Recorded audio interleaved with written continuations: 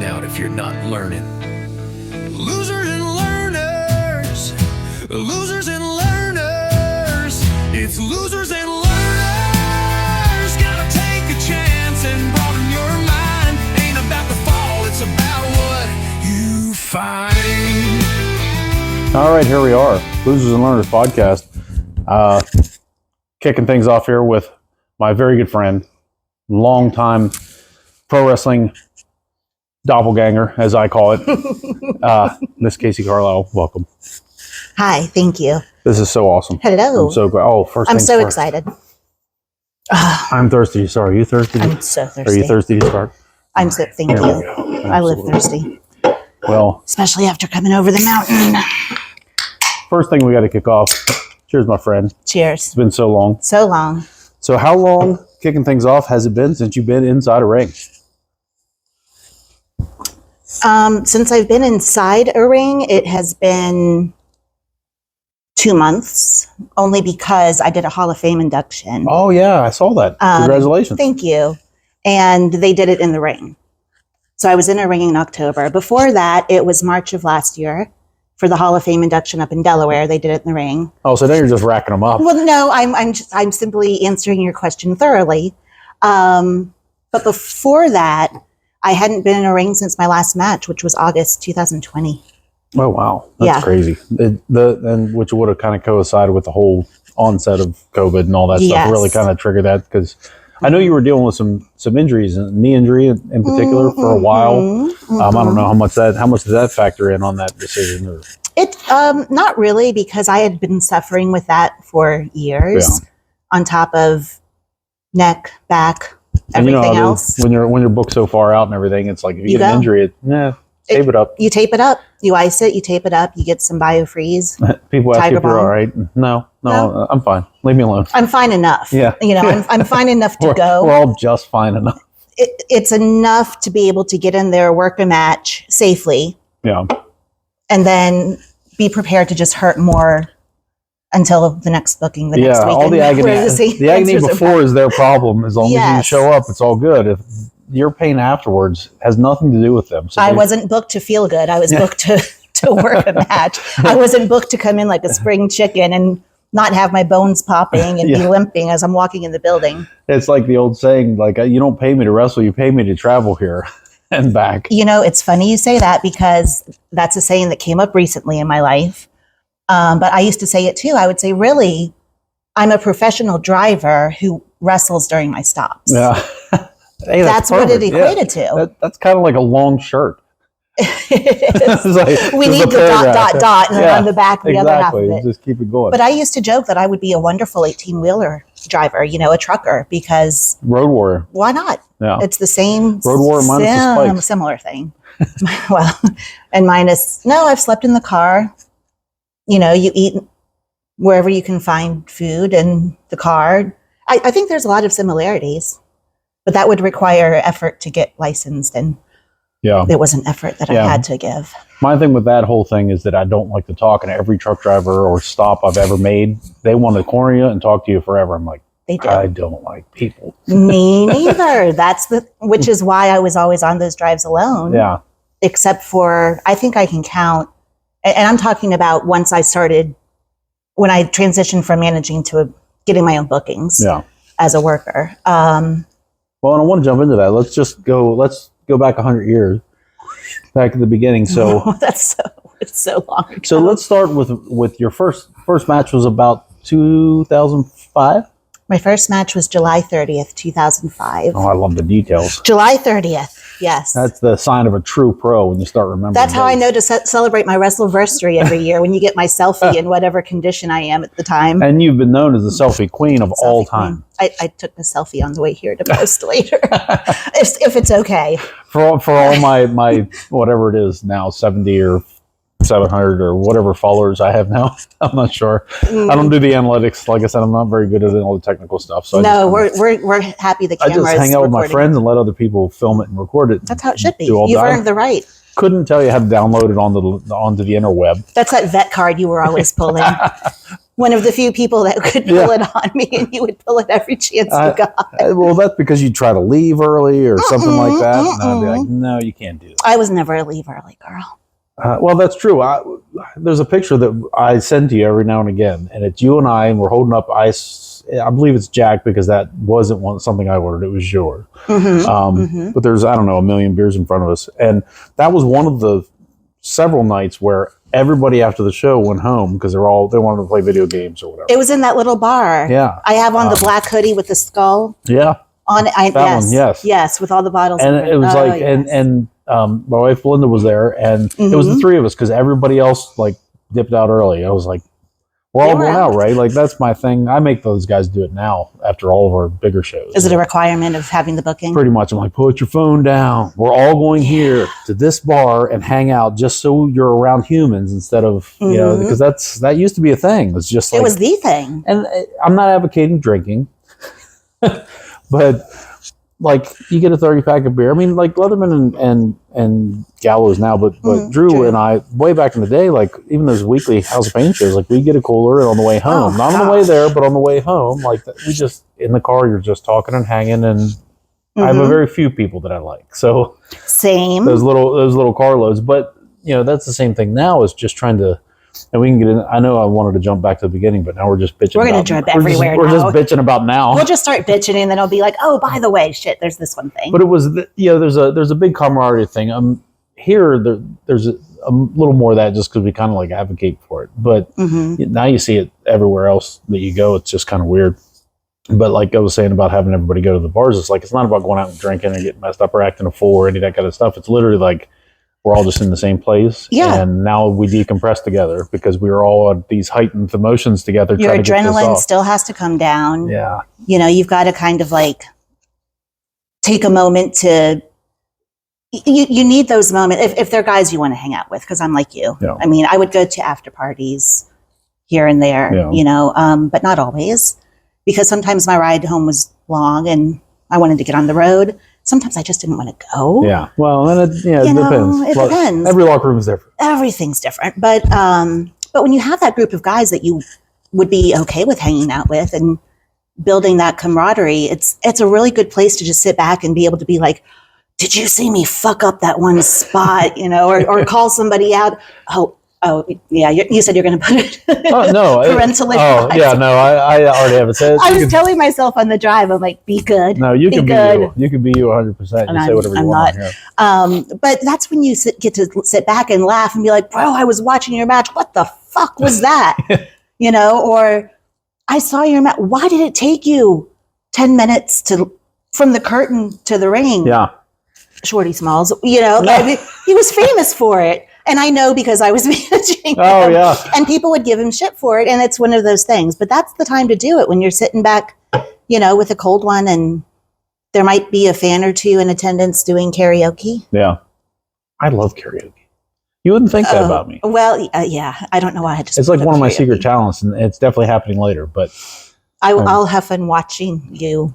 Well, we'll see where the night takes us. I think I only have 23 beers left in there. So once we get to that point. That's about, how many did we go through on the other podcast we did years ago? We did the podcast. Leatherman was there. Yeah. That was. And then we went to the bar after Drew was there. That was like the Elite Pro after hour one. Yes. And yes. I think we went through 30. Easily. Yeah. Because I'm sure we did. Leatherman There were 3 went and of got us. more. And then we went to the bar after this. Yeah, it was a good time. This isn't bragging, by the way. This is not, we're not condoning. I'm not an advocate for drinking. We're not condoning anything. It's just what we did. Well, it's a nice way to roll. It's a nice way to chill. So let's jump all the way back now. Okay, let's go back. Before 2005, I don't even want to get into your first match yet. I want to talk about how did you become a wrestling fan, kicking things off? I mean, I know, but I'll talk like I don't. I'm sure most people watching don't. Is it a childhood love of wrestling? Yeah. Yes. And go. It is a deep love going back to childhood. My sister was watching it and called me into the living room to watch with her. And it was WWF. It was at that point WWF Superstars. Yeah. So I sat down to watch it. I had no idea. This would have been a Saturday morning. This was the Saturday morning Superstars. Yeah. This would have been Wasn't there one on Sunday morning too? Challenge. That's what it was. I And couldn't think. they were syndicated, I believe, so you might have gotten one on a different day. But for me, where I lived, it was Superstars on Saturday, Challenge on Sunday. Yeah. And it had to have been December of 87 or the very beginning of 88. But anyway, so I go in and watch. I have no idea what I'm seeing. I've never known of professional wrestling before. Yeah.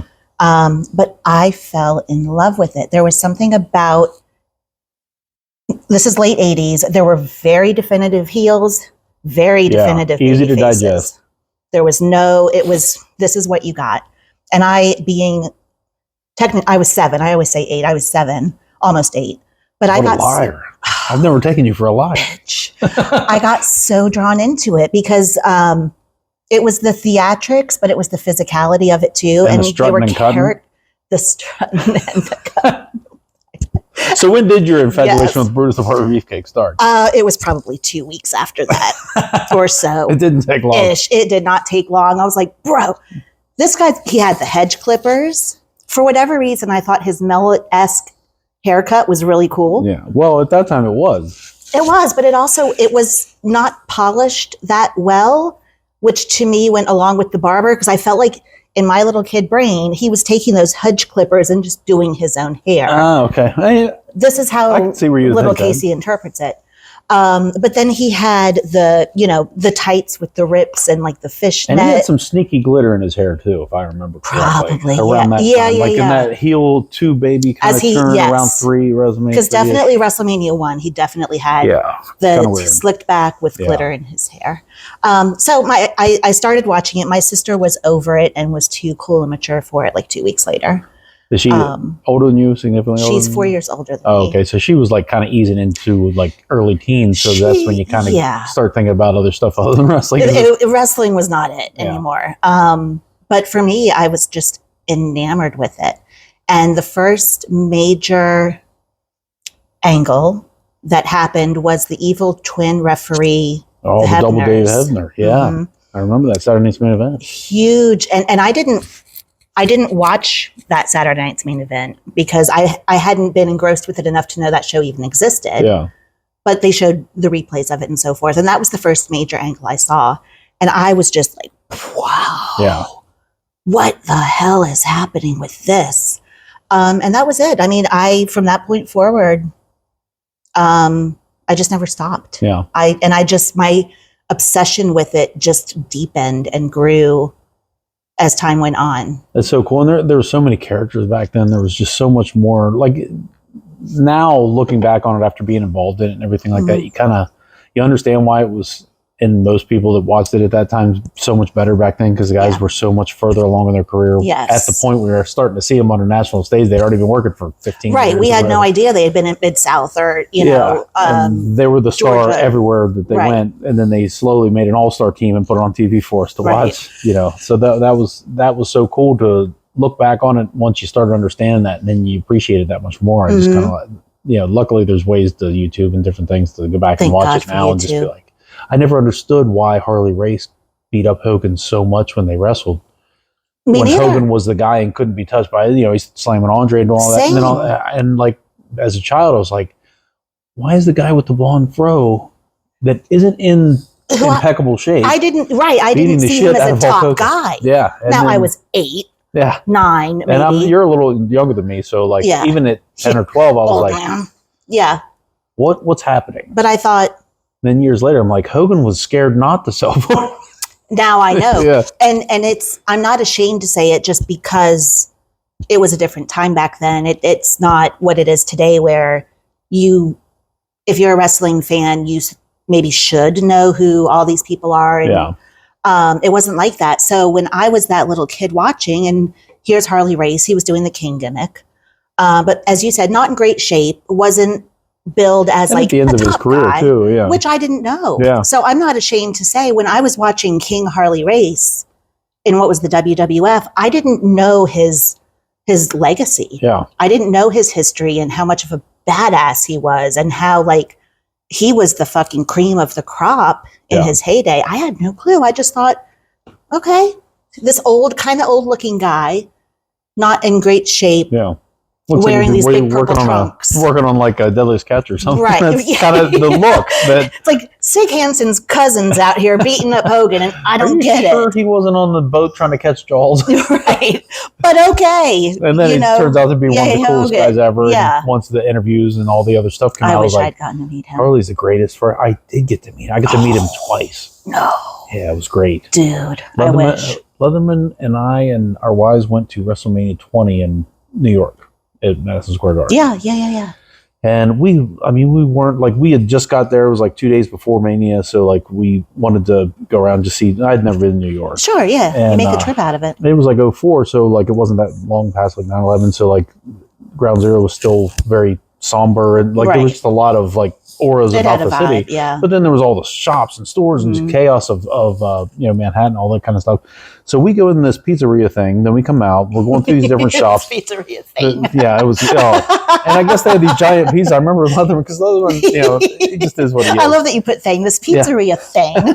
So I'm just Every New Yorker is cussing like, you. we got to get pizza in New York. I'm like, okay.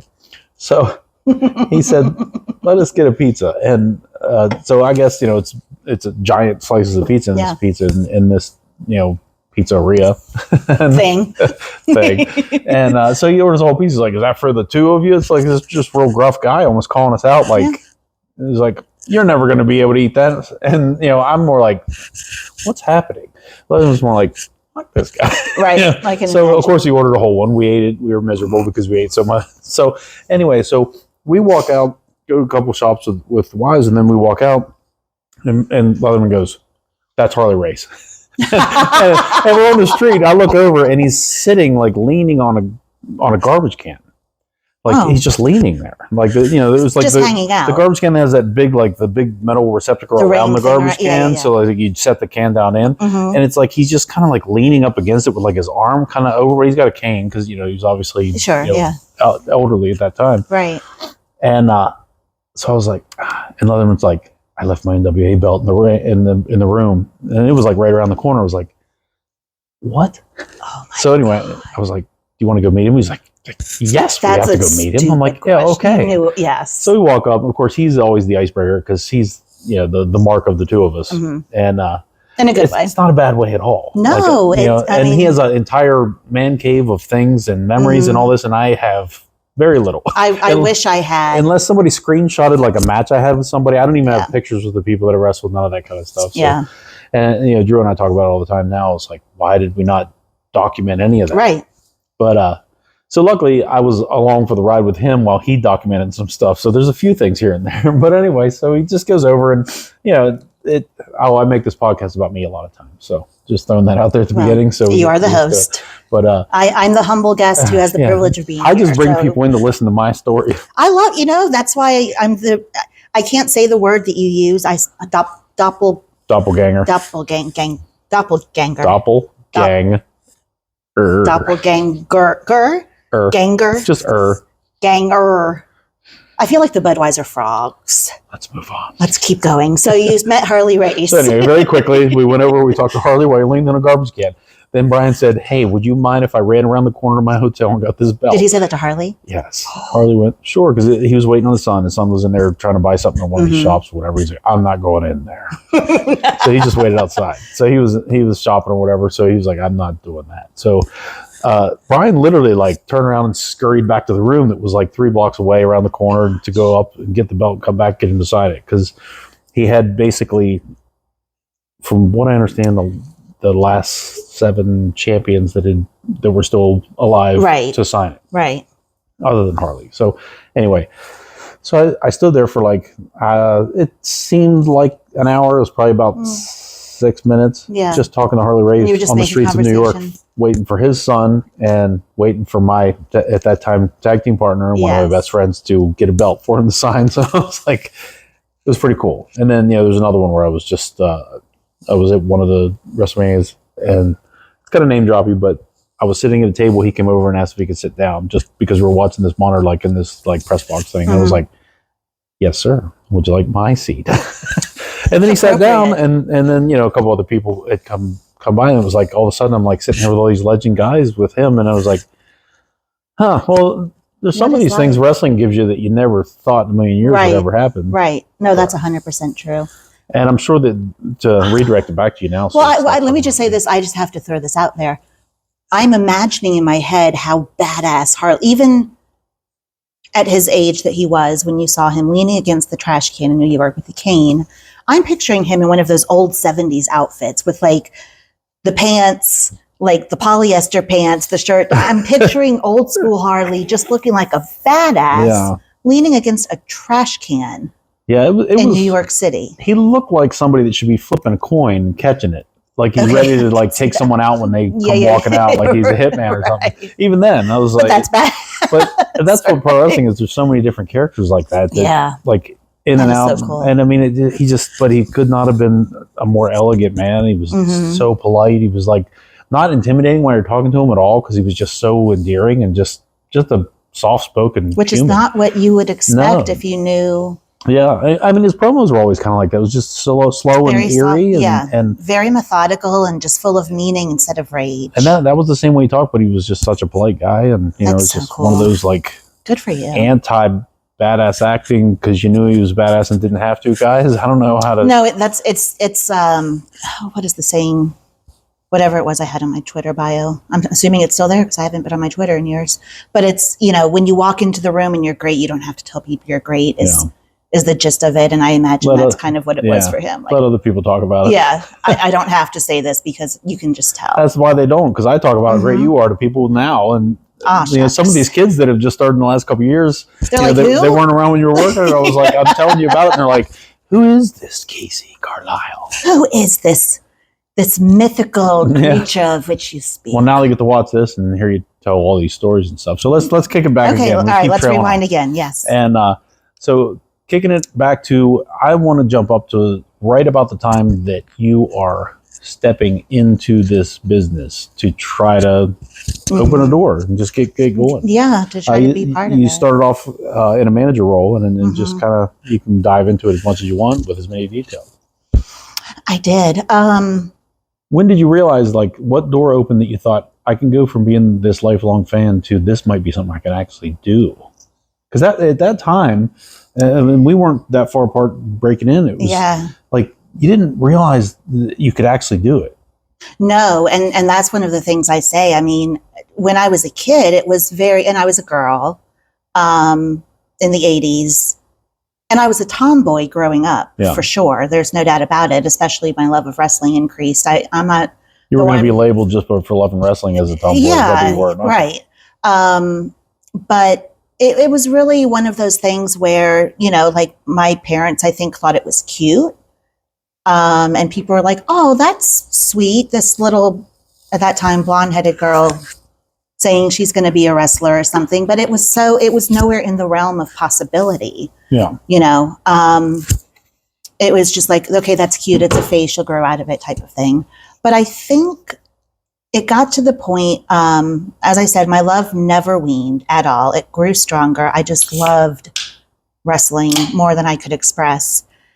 And I guess it was probably, I mean, I'm going to sound like a demographic that I'm not fond of here, but it's the truth. Probably when I started dating Shorty, because he was already working. He was already in the business. Yeah. And that's not why I started dating him, but he was. So how old would you have been at this time? I was 17 when we started dating. That was 1997. Oh, yeah.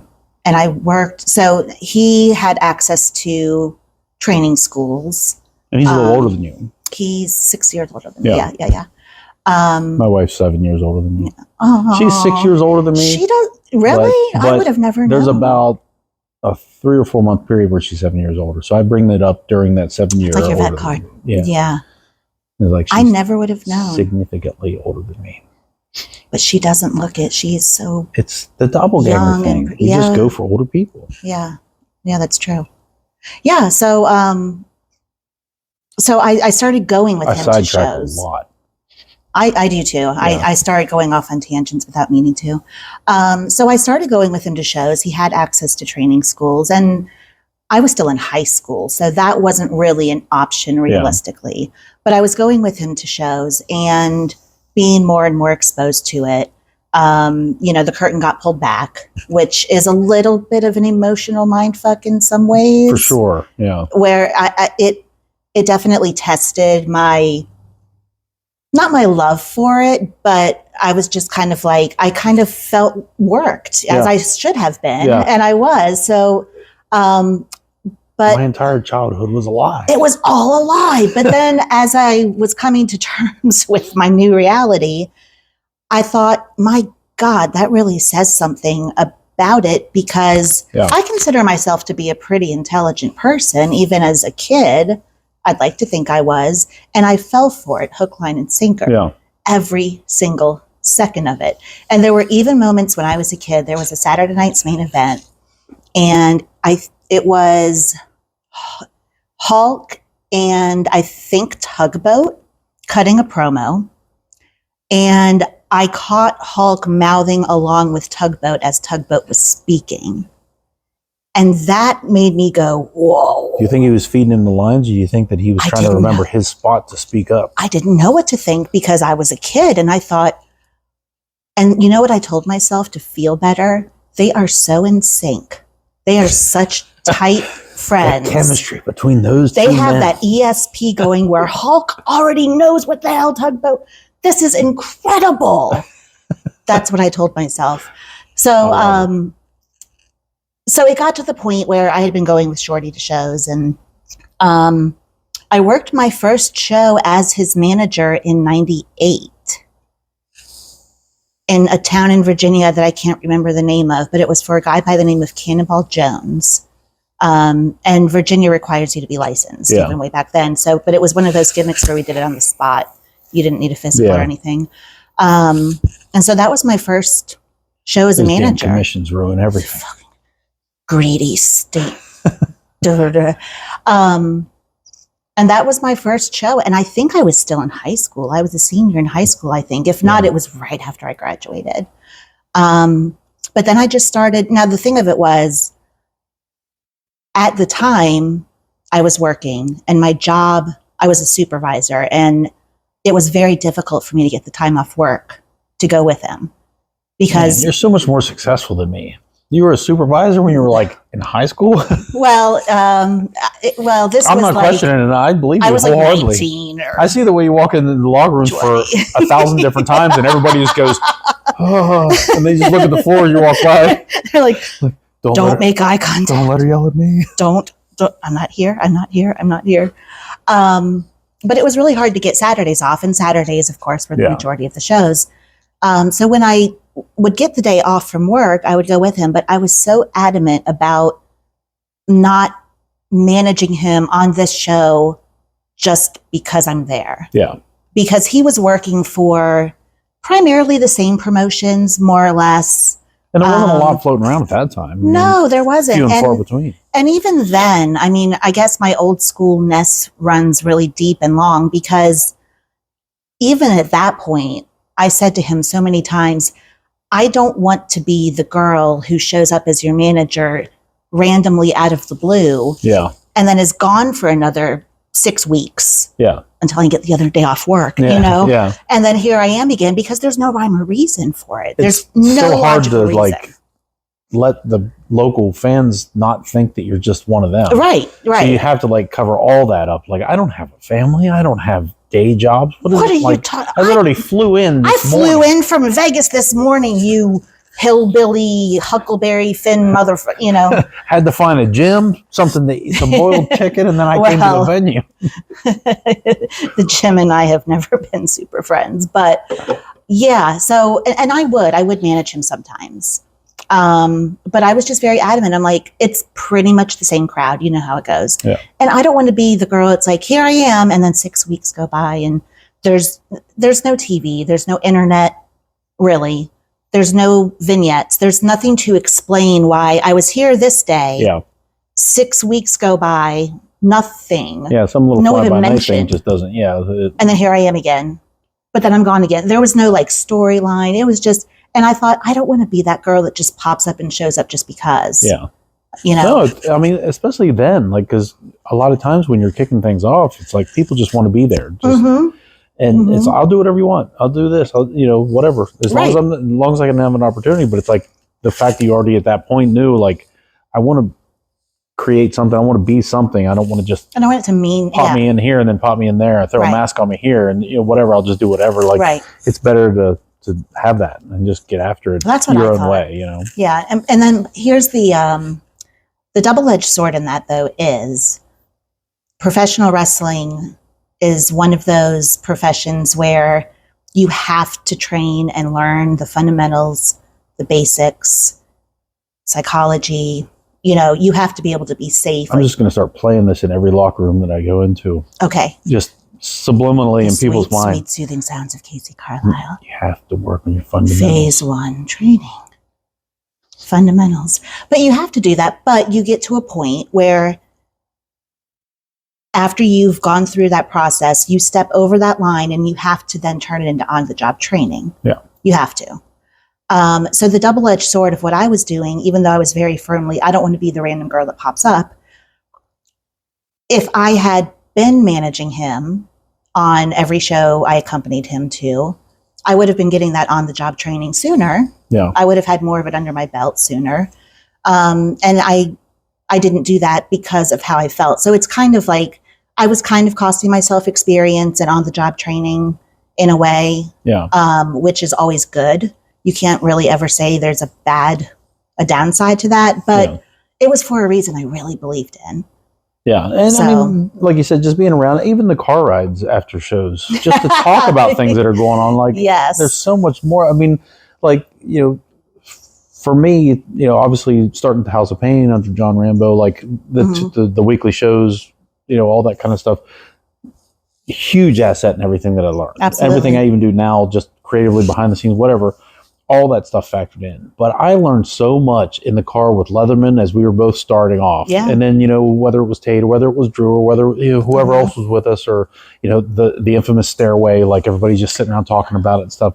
I just mentioned it 20 minutes ago. Yeah, exactly. And it's just talking to guys that are doing it with you, because you can have somebody that's so far down the road compared to you telling you this stuff, but sometimes they're not in your shoes. Right. So like there's lingo you don't understand. There's so many different aspects of it that doesn't sink in. It's like a professor talking to a student that just started. Like I don't retain that type of information as much as like two people learning and bouncing things off of each other. Like, I screwed that up. Yeah, you did. Like, but I always do this too. Like, and then we're learning together. And then obviously, we were in a car every time we left the show for however many hours it was to get home. Right.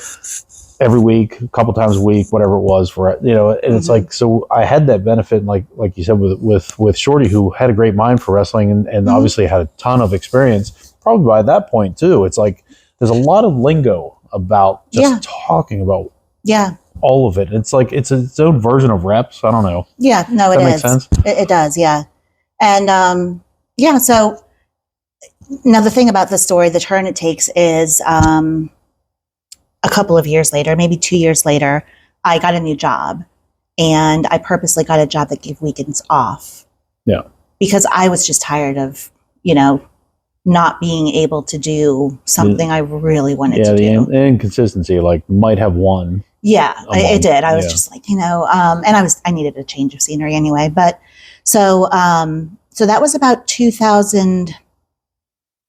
That was 2002, but then 2003 or 2, I started going with him up to Rambo's, up to the House of Pain, which were the Tuesday night shows. So were you not doing any of the managing for him for those couple of years? Like only sporadically. Yeah. Really sporadically when I could get the day off and when I felt like I'm okay with it. Like this is a show that's way in, bumfuck wherever. Yeah. It's not a town. Like these fans, it's a one-off. Yeah. It doesn't matter that they haven't seen me before because they haven't seen you before either. So there's no consistency. They're just happy that there's a show in town. They're just like, shit else in town. We don't have to go to the pig races. We got us some wrestling. Those are the best wrestling fans, though. That's the greatest thing about it. They're the ones that get the loudest and that stand up and cuss you. And I will take that 100 times out of 100 over the people that think they're too intelligent for what wrestling is. Any day. Any day.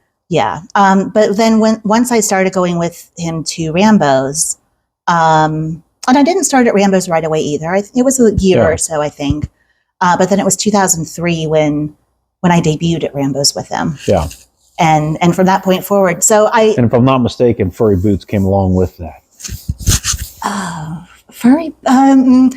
The furry boots eventually. It was one of the most standout things from that time, because like at that point, it was a different, like it's coming out of the ECW era, and like there were guys that didn't really wear gear, and there was a lot of that stuff. So you saw that all over the place, where it was just people just getting in the ring, and then especially with the training center being part of the league and the show and everything, like you really saw it from the ground up. Mm-hmm. But like you were showing up like you were already in it and had a look and had all this stuff going for you. Thanks. While everybody else seemed like they were, and me included, was just trying to figure out what the hell to wear while they wrestle. Like, and, you know, obviously we're all learning how to work, but like even just the package of your appearance and stuff, and like how to present yourself to the people, like personality wise, you already had that. And then, you know, a lot of people are learning that too. So it's like, seem like you always seem like you were ahead of a majority of the game. If that I'm makes glad sense. you think so. Thank you. I'll take it. Hey, I tell people that all the time. It's like, go watch videos of how she was a heel if you want to learn how to be a heel. You're too kind. You're too kind. But keep going. I tell people that you have 15 minutes to stop. Just keep going. No, I do want to get into that, and we'll like I said, we'll jump around all over the place, because I'm going to jump right back into like when you start, you know, like your managerial stuff. But from that psychology thing, whenever it comes to like how to be a heel and all that kind of stuff, I say that to people. I said it when you were in our locker room. I said it, you know, I would hear guys say, "Oh yeah, she's great for, you know, she's one of the best female workers, whatever." No, I'm like, she's one of the best workers. Like when you watch her go out and be a heel, put anybody else on the card and watch them be a heel, like any other heel. Tell me what they're doing that's better than her. And it's like very rarely is the conversation go any further. You're gonna make me blush. No, but blame the beer. it's more because you had no bones about putting yourself out there. There was a lot, and there's another category that I want to bring up from early and when you were starting, but you never minded being the butt of the joke when it made sense. Yeah, like you were a badass, and everybody was, you know. A lot of females were intimidated by you just working with you, but then once they got in there, and that's why I always call the doppelganger thing, because people had that mentality with me. I'm like, then we work and realize it's going to be snug, but like it's about being, you know, everybody winning. but when the crowd is right there, and you know, come on, I want, like, if you're believing it, they're probably believing it for sure. But then once you realize that it's not as bad, and I've had so many people tell me that, and you've probably been in the same position. It's like, you didn't beat the shit out of me at all. And it's like, I mean, maybe a little, but like, you know what I mean? Stiff, you know. Like you're not injured, right? Like, and you're not even hurt. It's just you felt it, and it was easy to do. But huge difference. But when it comes to like the heel work, I put it up there amongst anybody that I've seen do a heel on the independent scene, because like you could kind of hit all the notes and the timing of it. Like you would let these people have it, but then you'd let them have some back. Like they get over on you a little bit. Yeah. You know what I mean? Was that, I don't know even know how to package that question, but it's like, is that something that you had to work on and kind of get better at? Or is it something that you're just like, I kind of like to be a little bit of an asshole on purpose, but you know. I'm a natural asshole. I mean, I'm just a smart ass, sarcastic asshole. But likewise, doppelganger. You're going to learn this word by the end. Doppelganger, twinsies. It's kind of like gang. No, I'm not going to say that. But my nieces say it. Yeah, my daughters say that stuff too. Oh, that reminds me. Today is my great nephew's birthday. He'll probably never watch this. Yeah. But if he does 15 years from now, I don't want him to be hurt. So I have to say happy birthday to Cyril. He's 9 years old tonight. Happy birthday. Happy birthday, Cyril. I'll see you tomorrow. He might be 35 by the time he watches. He might be. And it'll still be his birthday. It's still, today is his birthday. And he got a snow day, so that's cool. I think a lot of it was just my natural personality, but there was also a learning curve because in both managing and working. And I think I'm so thankful that I managed first for as long as I did and as regularly as I did, because you learn so much psychology when you're part of the match, but not in the match, because I was standing there listening to the guys in the back. Yeah. And now I can watch it. I know what to watch for. I know but seeing how they thread that needle together and take what I heard into the ring. But then a lot of it is also so much crowd work when you're a manager, especially as a heel, because like one of my pet peeves for managers is don't ever, if you're hitting the mat, trying to get your guy up and, hulking up, whatever, don't do it when the ref's counting a pin. Yeah. Because the guys are probably listening for the pin, and it's distracting and it confuses the fans. They don't know if you're the ref, your back is to them and you're going to count a pin and they hear 3, but the third was me banging on the mat. It kills the energy. It just sucks the air out of the room. So there's all these little nuances also that you learn, like, when is it, and this is something I had to learn because I kind of yelled at the crowd too much in my earlier days, because I'm thinking my job is to be a bitch, is to get under their skin, to be hated, and therefore make them hate whoever I'm managing. So I'm going to just be out here and be a dick the whole match. Yeah. But then there's a distraction too. You become the main attraction. There's such a fine line there. Super fine line.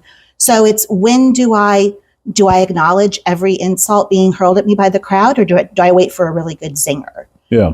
So there's a lot of nuance to it. So then when I got in the ring and started working, I had that knowledge and that experience under my belt. There's kind of that range too, where, like, depending on who you're managing, it's like, how much energy do they bring as a heel? Right. Are they a vocal guy? Like, if you're on the floor and you're super vocal and he's not, now you've taken his heat away, and now they hate you more than him, and now nobody gives a shit if he wins or loses. You just completely defeated your purpose. Yeah, they just want you to be mad whenever he loses. Right. It doesn't matter about him losing. Cares? Yeah, so you're there to enhance the guy. It's like so many gears turning together, and you just got to figure out how to make it work. Right. Yeah. I mean, if I'm trying to think of an example that would be fairly well known. Let's go with Jake the Snake. He was very quiet and very methodical. He didn't walk down the aisle yelling at people and pointing. He was staring into the camera, staring at the ring with his head down, focused. He wasn't looking around. He might do a little something, but so if I'm out there managing him and I'm walking down, and, oh, screw you, fat ass, and yeah. Oh, you wish you were as much woman as me. It's a complete contrast, and it hurts it. Yeah. So there is like that dial up, dial down. Can I help further the character of the guy I'm managing and whatever the story of their match is without distracting from it, and making myself the focal point? Because if I want to be the focal point, I need to get my ass in the ring and start wrestling a match. Yeah. And I mean, but again, there's also that fine line where it's like, are you the yin to the yang? If somebody doesn't, like, you hear that a lot with managers, like, we need to put a mouthpiece with it because they don't have the personality. True, yeah. But they're great in the ring. Right. And like, that wasn't the case with someone like Shorty. But so when you were kicking off in the managerial thing, once you became established and kind of understood what to do while you're out there, was he primarily who you managed? Was there organizations that were like, hey, we want to put somebody else with you, and somebody else that might need a little help, or even just wanted to have somebody else with you, kind of thing? That didn't happen until Rambo's. Yeah. It was definitely Shorty only up until that point, just the sporadic, here, there, whatever. Yeah. Once I got up to Rambo's, and Rambo, I had those handful of shows I managed Shorty on. Yeah. But Rambo's the one who opened the door for me to start having regular bookings and start really being able to, like, make a go. It was such a godsend to have the bookings at that rate. I mean, that's why we do it here. Like, I basically just took that guideline, concept, and just kind of tweaked to fit our vision. But because I knew, and this might sound cocky, but it's not. It was just how it was. I knew that every week I would have at least 2 shows to work. It was Tuesday night at the school in Hagerstown, and then it was, Newville or Chambersburg or Martinsburg or they were all over the place. Whatever other burg we went to. Especially by that, there was a Villa or Berg all over the place. There are villas and bergs in places you would not believe. They are tucked into these mountains and cracks. And that would have been because I started there at the beginning of '99, March, and it wasn't quite into like the road shows yet. Right. So it was like Tuesdays nights. Occasionally there'd be an NWL show that was obviously linked together. Yeah. But, so it'd do like Pot State or like, and I think he had done that Extremes nightclub maybe a handful of times. Is that the one in Martinsburg? I think it was like a strip club. The strip club, yeah. But, you know, obviously not during the wrestling show. But right, no. I think they had done that a couple times because I never got to work one of those. And then they stopped working there for whatever. I think somebody ended up, a chair flew out in the rain. There was something crazy with Biggs, and a couple guys where like a chair flew out in the crowd, or there was something crazy. That rings a faint bell. Kind of severed that and I that think venue. there was somebody associated with the venue also. Yeah, there was something weird that happened. But anyway, so... But once and that would have been early 2000, it'd probably been like 2001, then John was like, let's, because we were there maybe a little before that, but we were there probably a year and a half when he was like, we're going to do these road shows now from the House of Pain, not just NWL shows on the road. Right. And then it was like, before you knew it, it was every week. It was every Saturday. Every Saturday, like, yeah. And if for some reason there wasn't like a bigger venue, like one of the Bergs or the Villes, it would be a Saturday at the school now. They are your most loyal friend, are those Bergs and those Villes. I mean, it was just unbelievable. Because they always have a community center or a National Guard armory where you can go set up and run a fire show. halls are the greatest places ever.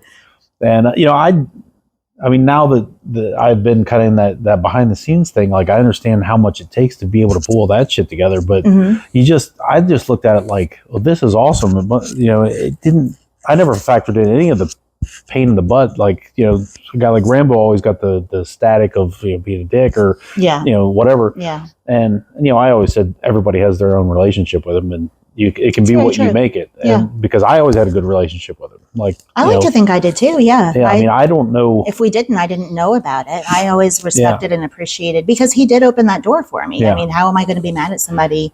And he never. Which, I mean, this is kind of circling back to what got us on this topic. He started having me manage more guys than Shorty.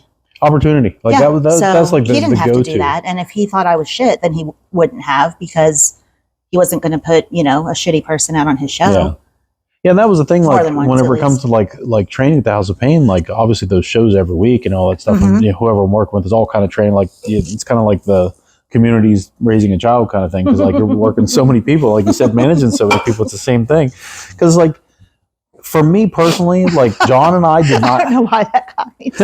But John and I didn't stand in the ring together and train at a training very often. Right. Like it was like a handful of times where we actually did that part of it. But I wrestled him probably 50 times, all 60 times, and you know, spilled blood and beat the shit out of each other. And it was, and you know, and he's probably, I would say, somewhere in the range of 20 years older than me. So like when I was 20 and I was full of piss and vinegar and I was coming full speed, and he was doing the same, because that's where I kind of.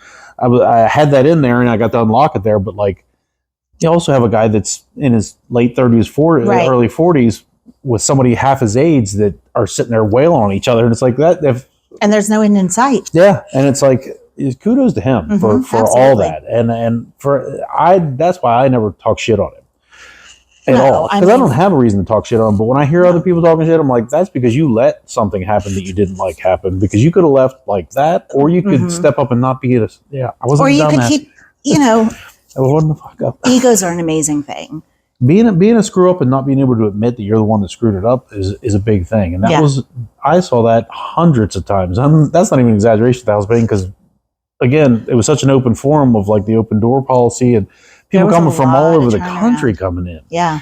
And it's like, I see so many people come in there, and whether they carry themselves wrong, screw up something in the ring, don't conduct themselves professionally, all these different things that happen, can't get with the program of how, because you know how it is. You go in a locker room and then you go to another locker room next week. Yeah. Two completely different vibes and totally auras. Different worlds. And you just got to understand how to adapt to all that stuff. Right. And sometimes people don't like somebody that has that authoritarian thing like John had, and now all of a sudden they feel offended. And then there's other people that can't, they'll allow themselves to be bullied or make it seem like they're being bullied because it's you're being dictated to. Right. I never had any of that stuff. I had the greatest time ever there. It was one of my favorite times in wrestling, because it was all the time, and there was a great crew of guys, and there was another half of the guys that I didn't particularly I wouldn't hang out with.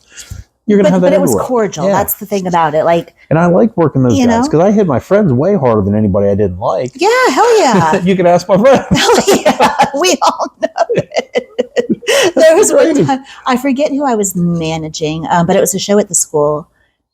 And I forget who I was managing, but he was working Stephen Vaughn. Do you remember Yeah. Stephen? Oh, yeah. And whoever I was, I wish I could remember because I feel bad. I don't want to discredit somebody, but they came and they draped Stephen over the ropes, and then they sell back and the refs, getting him back. So It was Steven something and then Scott Vaughn. Oh, yeah. I forget the other one that he had. Yeah. Because I knew both names and I was like, I know who you're talking about. Yeah. And now I can't remember what his Steven's last name was. I told you I'm an asshole. I can't even remember the names right. It's fine. He's not going to hear it. But he was set up over the rope and I was managing. So I walk over and he was on the desk side. Yeah. Not the most room to work with. Yeah. Right. And, but I go over and I slap him because of course I am. Yeah. I got him so fucking hard and I got him like half in his ear and half on his the dreaded ear cup. And I'm telling you, years later, he was still giving me shit in a very good way. He wasn't pissed. He was like, remember that time you fucking clocked me, right in my ear? And I was like, yeah, and it got a really good pop. So that's all I believe remember. You might have gone over that night. So I remember the reaction of the crowd that night. That's what I remember. I did my job. You were fed to me, and so I ate. Those are the greatest parts about it is whenever there was all these moments that you can rib each other about because of whatever. If you got a little snug or whatever the case may be. And there's just so many of those times. And it was such a unique environment. I mean, we were talking about the staircase. Yeah. And then there was the upstairs which always felt special to me. Yeah. As soon as you made it to the upstairs, because there was the staircase, then the little landing. If you got to the landing, right at the turn, it was almost like a metaphor of where you were on the card. It was a metaphor for here's the hierarchy. Yeah. In the promotion. And then as soon as you turned up the stairway to go that way, it was like, if you're in the top of the stairs, it's like being in the back of the bus in high school. Like the cool this kids is where the cool kids are. Yeah. And I mean, it really was. And I remember, Grunger Skank one time we were all sitting there and I was like, we were like brand new within like the first month or two. So we're all just kind of, and oddly enough, me and Leatherman and Flex and 80 and all just got like, we just clicked immediately. Yeah. So we tend to be like a totem pole standing at the door watching all the matches anyway, and which was odd. But I remember us all just kind of sitting around. We're all just kind of like trying to get ready or whatever. For whatever reason, Scott was first, Skank, and he just body surfed and just tucked and rolled over top of all the humans in the stairway to the bottom of the stair because there was no, I mean, how it is like, because our gear was in the stairway You too. had bodies and bags and gear laid out everywhere. If you tried to walk through everybody, you were going to fall anyway. It's so not he gonna literally happen. just tucked and rolled, and he may have had a couple sodas because they weren't a stranger to Perhaps drinking before, during, and after. Yeah. But I was like, so that's the way it is here. Because I kind of like early in my life, I was like, I wasn't good with people being in my space. Right. I was just a different person at that time. I was a little bit less tolerant. More antisocial? Yeah. Than you are now? Yeah. But wrestling really does, like, it just kind of, forces you. it gets on every single like nerve and makes you like just understand the world better and all that. But boy, does it. man, that place was amazing. But that's awesome. Pretty much what we got here. Like, I love the reps. I try to tell people that, like, the reps are where it's at. And whenever you got on the road, like, so once you got to the point of the managing thing, like, how far in were you before you started talking about, like, I think I want to transition to because, like, I remember you managing and you were still in there for, like, taking shots, getting knocked off the apron, taking bumps, that kind of stuff. Yeah. It's like, I can't imagine it took too long with this passion to be like, what's the avenue is there enough females out there that it's going to be viable for me to get in this and start working? That was the thing. It was fairly immediately. Yeah. Because when I was a kid growing up, here comes the embarrassing childhood story that we all should have known was coming.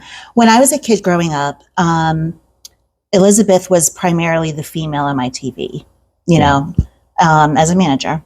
And so I would go in my backyard. My dad had like a vine. It didn't have, there was one with grapes, but this one had blackberries, I think, or something. But I would go out there and I would walk it's got rows of these blackberries. So I would walk down the rows of blackberries like this, pretending like I was slapping fans' hands, like I was Elizabeth. Yeah. And I would sing, I think it was Madonna, like, starlight, star bright, the star I see tonight. Was they probably used at that time for Probably. certain people, I got it from somewhere, and it talks about stars, which I love. So I'm singing this song out loud, walking through these blackberries, pretending like they're fans, slapping their hand. And then I would do the other, because Elizabeth would sometimes kind of, be like the very meek, have her arms in and glancing up now. And so I would do that too to practice. And that's the rib on me, because I was a heel 99%. Yeah. I was not going through slapping hands and looking timid or anything.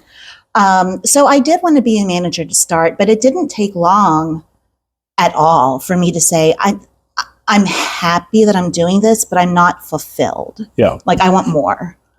Because I feel like I could do more and achieve more and have more fun and stuff if I get in the ring. Yeah. Like, that's the best part of wrestling, when you don't, like, the whole business, doesn't matter what position you're in, like, you're never going to get it all. Right. It's impossible. Right. So, like, you don't know it at the time, but it's like, looking back on it, it's like, you could have done this for 100 years and not done everything. Yeah. Like, there's always something to get better, or something to get more polished, or tried something different. There's always tweaks and improvement. So it didn't take long at all. The thing with me, though, was the fact that I was never formally in a training class ever. Yeah.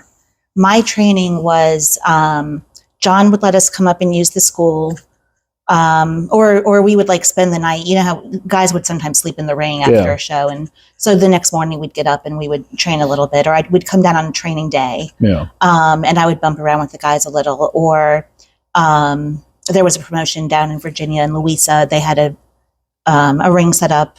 So there were places, and then like Samu would do a seminar, and I would take part in that. And so my training was like that. I was never part of a class. Yeah, where few and far between these headphones keep slipping back of my head. But my training was through managing, and before closest seat in the house. Yeah, managing. Yeah. But I knew I wanted to, but I also, just like back in the early days when I said I don't want to just show up randomly as your manager, I was adamant that I was not going to get in that ring and start working until I had been trained enough to not completely shit the bed. Yeah. Because I said, I respect the business way too much to get in there before I'm ready. The business is going to be there. Yeah. And I'm not going to get in there because I'm excited to and I want to.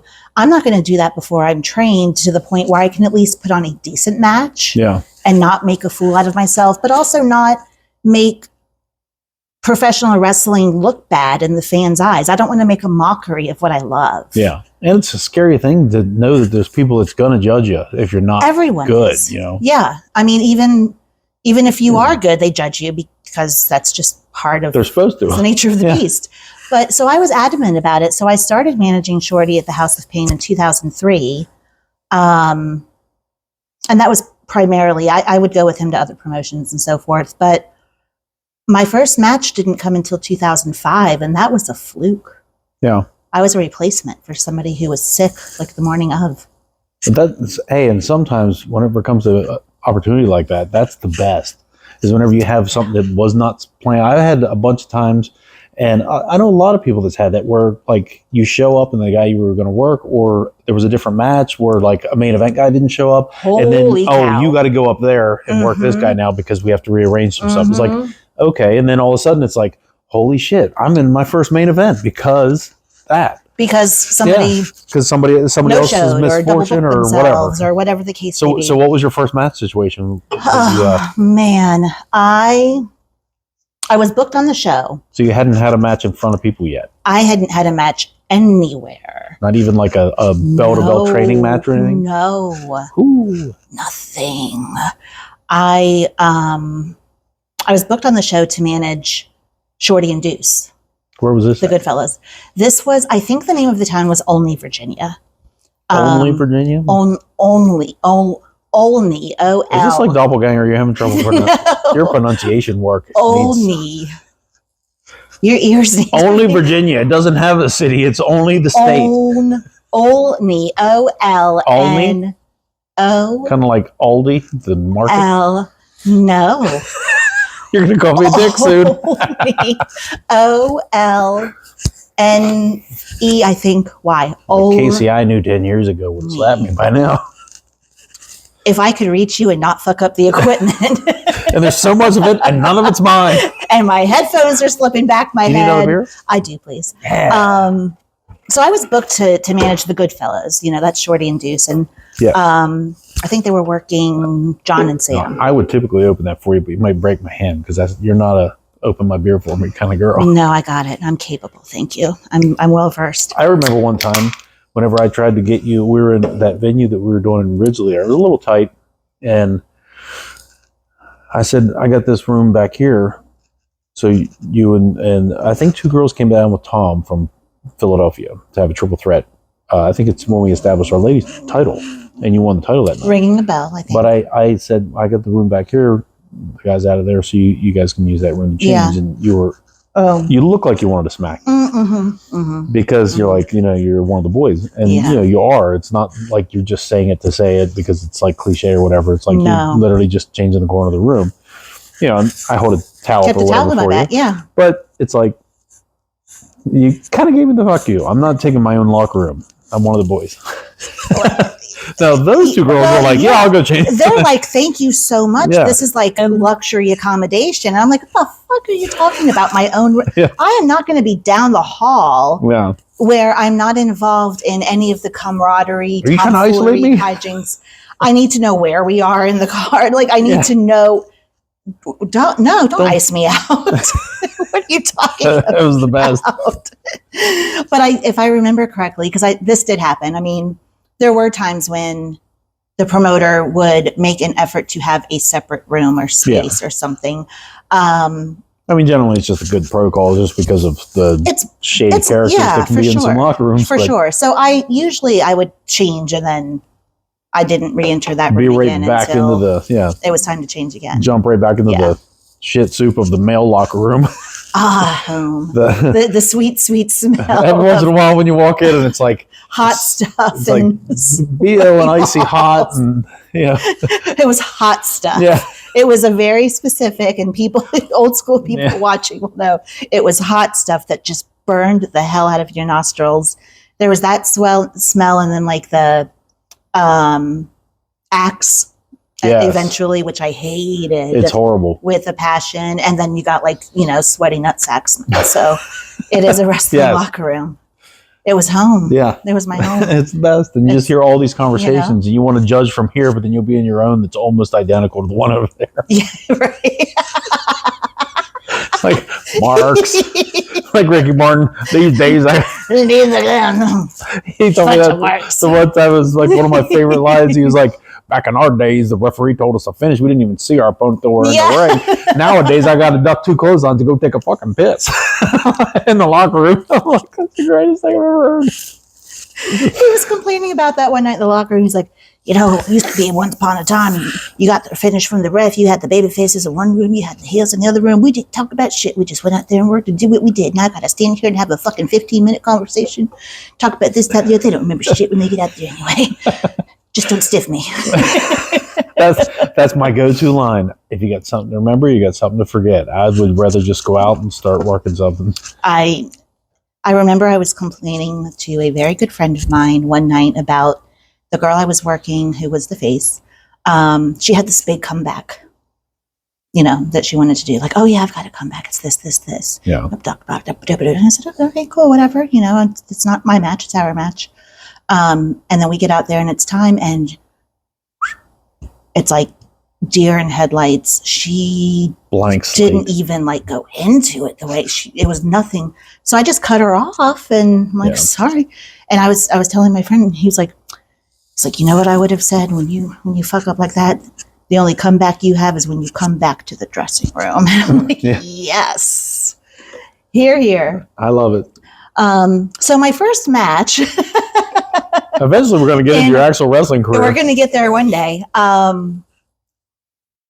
Only Virginia, July 30th, 2005. No city, just the state. Only Virginia. Oh, Keep going. anyway, so I was going to the show because I had to manage the guys. Yeah. We got there, and the show was being co-promoted. It was a joint show with the promoter of Vanguard Championship Wrestling. Might have been Virginia at that time, but that's based in like Norfolk, Yeah. that area. They've branched out now, but Travis Bradshaw was the promoter of that one, and then Pops. It was a joint awesome. PCW, WXW show, and we got there, and I said hi to everyone. Good to see you. I mean, Pops has such a special place. Yeah. And I had worked for him as a manager. So He was one of those guys like Harley. Like when you're in his presence, it's like there's this like being yes in the corner. Yes, it's like that's a tree I want to sit under Yeah. as long as I can. He called Shorty over at one point, and they were having a conversation. And then I think I wandered out back to the dressing room or something, but Shorty comes walking up to me a few minutes later, and he said, "Okay, Pops just let me know that one of the girls booked can't make it. And he knows that you've been pretty much training. So you're taking her spot." And I said, "Fuck you. I am not taking her." I started to freak out. I was terrified. Because in my mind, I was never going to be ready, right? Yeah. There was never... You got to start somewhere. I wanted the perfect time. There was never going to be one, but I wasn't willing to admit that. I was terrified because it's for Pops too. I mean, that's intimidating. Come on. I think I was trembling. Yeah. I was so nervous. But I am not in a position to say no. Yeah. Like it wasn't a question. It was a statement. You are taking her spot. Yeah.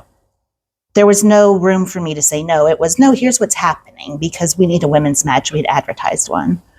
So I got told that I was working that night, and I was terrified. I went out to the car to rifle through my CDs in my car CD case because I had to find a song because I could have used Shorty's music. Yeah. But no, I don't want to. I want my own music. I always felt bad for the music people back then whenever they just had 80 CDs sitting around. They had to sit there and try to line up each one and all that. Get the track queued up. Hope they're not scratched. Yeah. So I went out and I had the soundtrack to Almost Famous in my car, which is one of my favorite movies. And I it's actually, this is the same way I found what ended up being my music too. Going through the tracks, and I got to Fever Dog. And I love music that kind of starts at a certain keel and then kicks it up a notch. And it makes for great entrance music. I love, Just a little bit of a tremble, and then all of a sudden, and then boom. just boom, and in my mind, the boom is where I'm coming through the curtain. But I don't want it to be too long, because then you got somebody saying, "Go!" I don't want to be that Shorty where it's like, it took you 10 minutes. Well, I had to wait for that one part of the song to come out. I've had that conversation probably a dozen times in the last 16 years of running shows where it's like, you can go now or not at all. Yeah, it's like, because you imagine it, I think, if you want to be doing this, you should be thinking about it a lot. And so you're playing the reel in your head. Yeah. And then you want to execute it in the same manner. But the reality is, like, your match time is ticking, bro. Yeah. You don't have time to wait for, the boom, boom, boom or whatever. Yeah, don't take 60 seconds to let people see you. And you only get 12. Especially if you're the baby face, your music hits, they pop. Yeah, whatever. And then they're like, okay, did he show up? Are you waiting until they came back down to go here? And then the crowd starts coming down, and then you come in, come on, people. And they're like, we were clapping a minute ago. You want me to start over? Just get in the ring. So I went out and found music, and I was so lucky because the girl I was working that night was Chrissy Vane, who I knew of. Yeah. But had never had really, I don't think, any interaction with at that time because I didn't have a reason to. We had never crossed paths. And she could not be sweeter. Yeah. I told her I was terrified, which maybe I shouldn't do. You should probably play it cool, but I felt like honesty was the best policy in that situation. For sure. Because I'm telling you, I'm probably going to fuck up. Yeah. It's probably going to happen more than once. Sorry. Like, sorry in advance. And that's, I mean, for anybody listening that's in that position, like, that's the way to go. Because if you're honest to begin with, you're not getting shit in the back later. Right. Like, because somebody's going to look at it like, you made me look like shit. Yeah. It's like, well, if I told you I might make you look like shit, maybe you can cover it up. Maybe you should adjust. Because that's your, like, that. You're the vet here. Yeah. So you can save me from screwing you Right. up. But it's almost like I surprised you and sprung it on you if I don't tell you ahead of time. So by the way, that's exactly, you knew from the get-go how to handle this stuff. Well, it was just, you know, but my ordeal was, I'm terrified. I feel like throwing up. I don't have a choice. I need music because this isn't 1981. I need music. Yeah. Right. Then it was, let me go say hi, introduce myself, and just spill my guts. So as I'm sitting here trembling and looking like I'm trying not to pee myself when we're talking about the match, she knows why. And then my last ordeal was, I was not expecting to work a match. Do I have anything I can wear? Oh, wow. Yeah, I never thought of that. That I'm not going to fall out of. Because even from a managerial thing, like, you're kind of packaging yourself differently than having to roll around the ground, like you said. Yeah. Right. I might take a bump off the apron or something, but it's not grappling. You know, right. It's not in there. So I was like, I don't even know what I'm truly. Yeah. I wasn't seeking bookings, much less getting bookings. So I don't have like a just in case wrestling gear. Yeah. Luckily I had a pair of black pants, very much like what I'm wearing today, like athletic pants. And then I had a halter top that had like pink, I just hit my mic, pink laces. That's all right. You know, I'm glad it's still in place at least. It's like nestled in the valley. But that was as good as I could do. And we were back there and she was so sweet and understanding and patient and was putting together a match that would be enough to be seen as like, that was a decent match, but not so much where I was going to be at risk to blow huge spots or, you know, big moves that maybe I don't know how to do. And then the hilarious thing, everyone's going to rush to YouTube again. The finish got a little fucked up. The finish, I forget what the finish was supposed to be. Definitely got a little fucked up. You forget now or you forgot then? Well, a little bit of both. Well, I definitely now forget what it was supposed to be, but she ended up basically getting me in a front face lock and just on the fly called a DDT to be the finish. I was not at a point where I was able to listen and think and execute in the span of like a half second. Yeah. So she says DDT, boom, she's going down. I was not ready to go down. So my very first match, my big debut, the finish was me bending at the waist. I never left my feet. For a DDT. She hugged me. She said DDT. She goes and takes the back bump, and I just go like that. So you're still standing? I think I fell in a heap or something, but I was. So your head never hit the ground. That's what you're saying. It might have when I collapsed into a heap, wanting to cry because I thought this is the one part of the match everyone's going to remember. Yeah. And my tooth also got broken. In match one? In match one, Jeez. My very front tooth got broken. So that was the match. And then the next match was Shorty and Deuce working Rambo and Samu. So I was right back out there. Yeah. Right after. So I was still having that shaky, what the hell just happened? Yeah. And it's a tough thing, which is like sort of from a psychology standpoint, like the fact that I just lost and then you go right back out. Yeah. I was selling as I went out. Yeah. It's going to be immediate heat, but it's like, how do we do? I did find my tooth though in the ring. I got that into the floor. Was it a whole tooth or was it like a crack? It was the majority of the tooth. Like a Lloyd Christmas kind of thing? It left me like a crescent. Geez. It left me, but I saw it. Well, what was it from? Like, I have no clue. It was just something that like from a turnbuckle I just took. Like she just caught me with something. But I found it and I said, that's my tooth. And I reached out and I put it in my bra. Oh, I keep hitting my mic. Glue it back in. I put it in my bra. I thought I might be able to have it put back in, but that was stupid because that's not going to happen. Yeah, well. So that was my first match. But here's the kicker. We got to the back like after their tag match. and Pops is back there, and he's just being Pops. There's a room full of guys who are just seated listening to Pops, of course. He's just holding court. Yes. And we walk in, and he saw us walk in, and this makes me feel like crying right now as I'm telling it, but it was so surreal to me. We walk into the room, and he saw me walk in. I think Shorty and Deuce were both with me. And he stopped what he was saying to those guys, and he looked at me and he said, "Oh, baby, very so good. Very so good." And he pulled me over and gave me a hug. And I thought, I'm sitting here thinking, that was my first and last match. I felt horrible about the finish. You know, I felt like I looked like an awkward octopus out there just flailing around and everything else.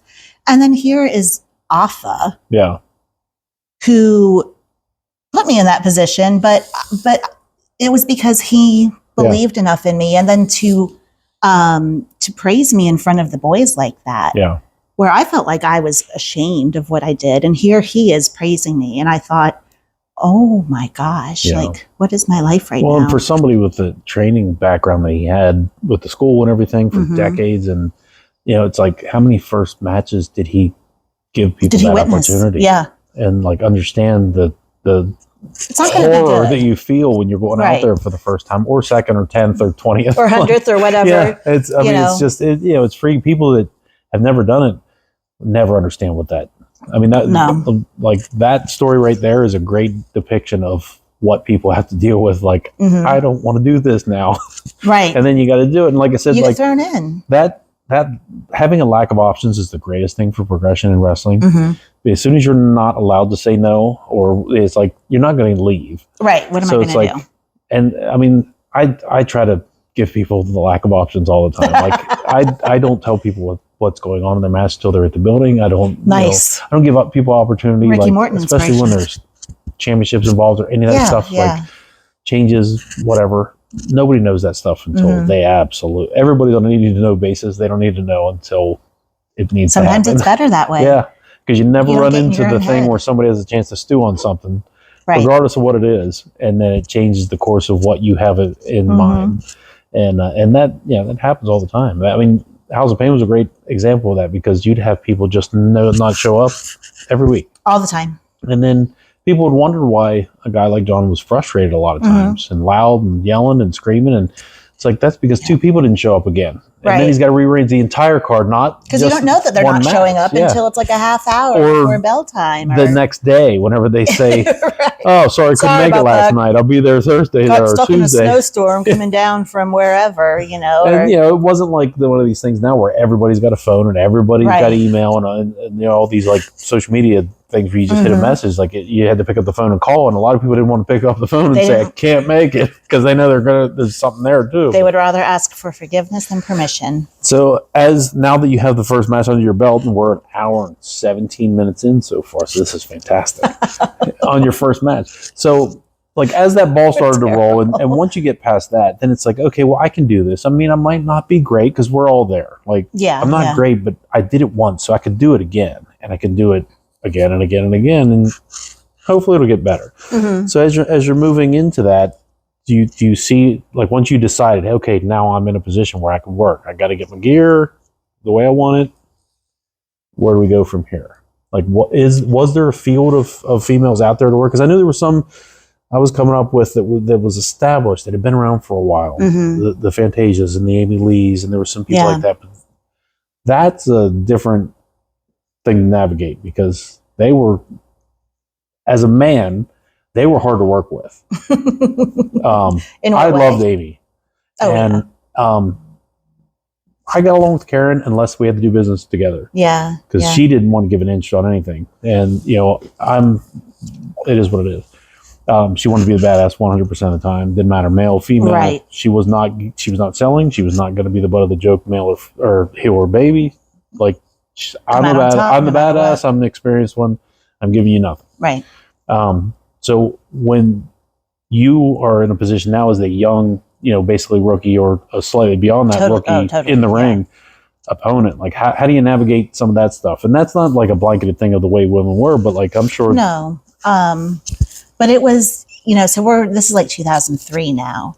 And that's not a knock at Karen. Amy was the same way. She was a badass too, and she didn't want to give an inch on guys either. Total badass. She was, and but she wanted to be strong. She was a little bit more giving when it came to like you got to sell a little bit here and there. A little give and take. And at that time, I mean, we have to keep in mind this is 2003. Yeah, it's a whole different world of wrestling, especially for the female wrestlers. Like they had to kind of have the chip on their shoulder. There were not a ton. Yeah.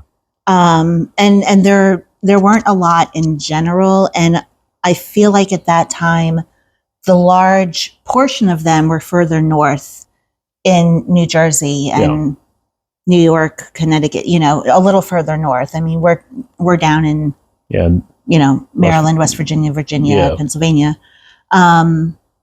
So it was completely different.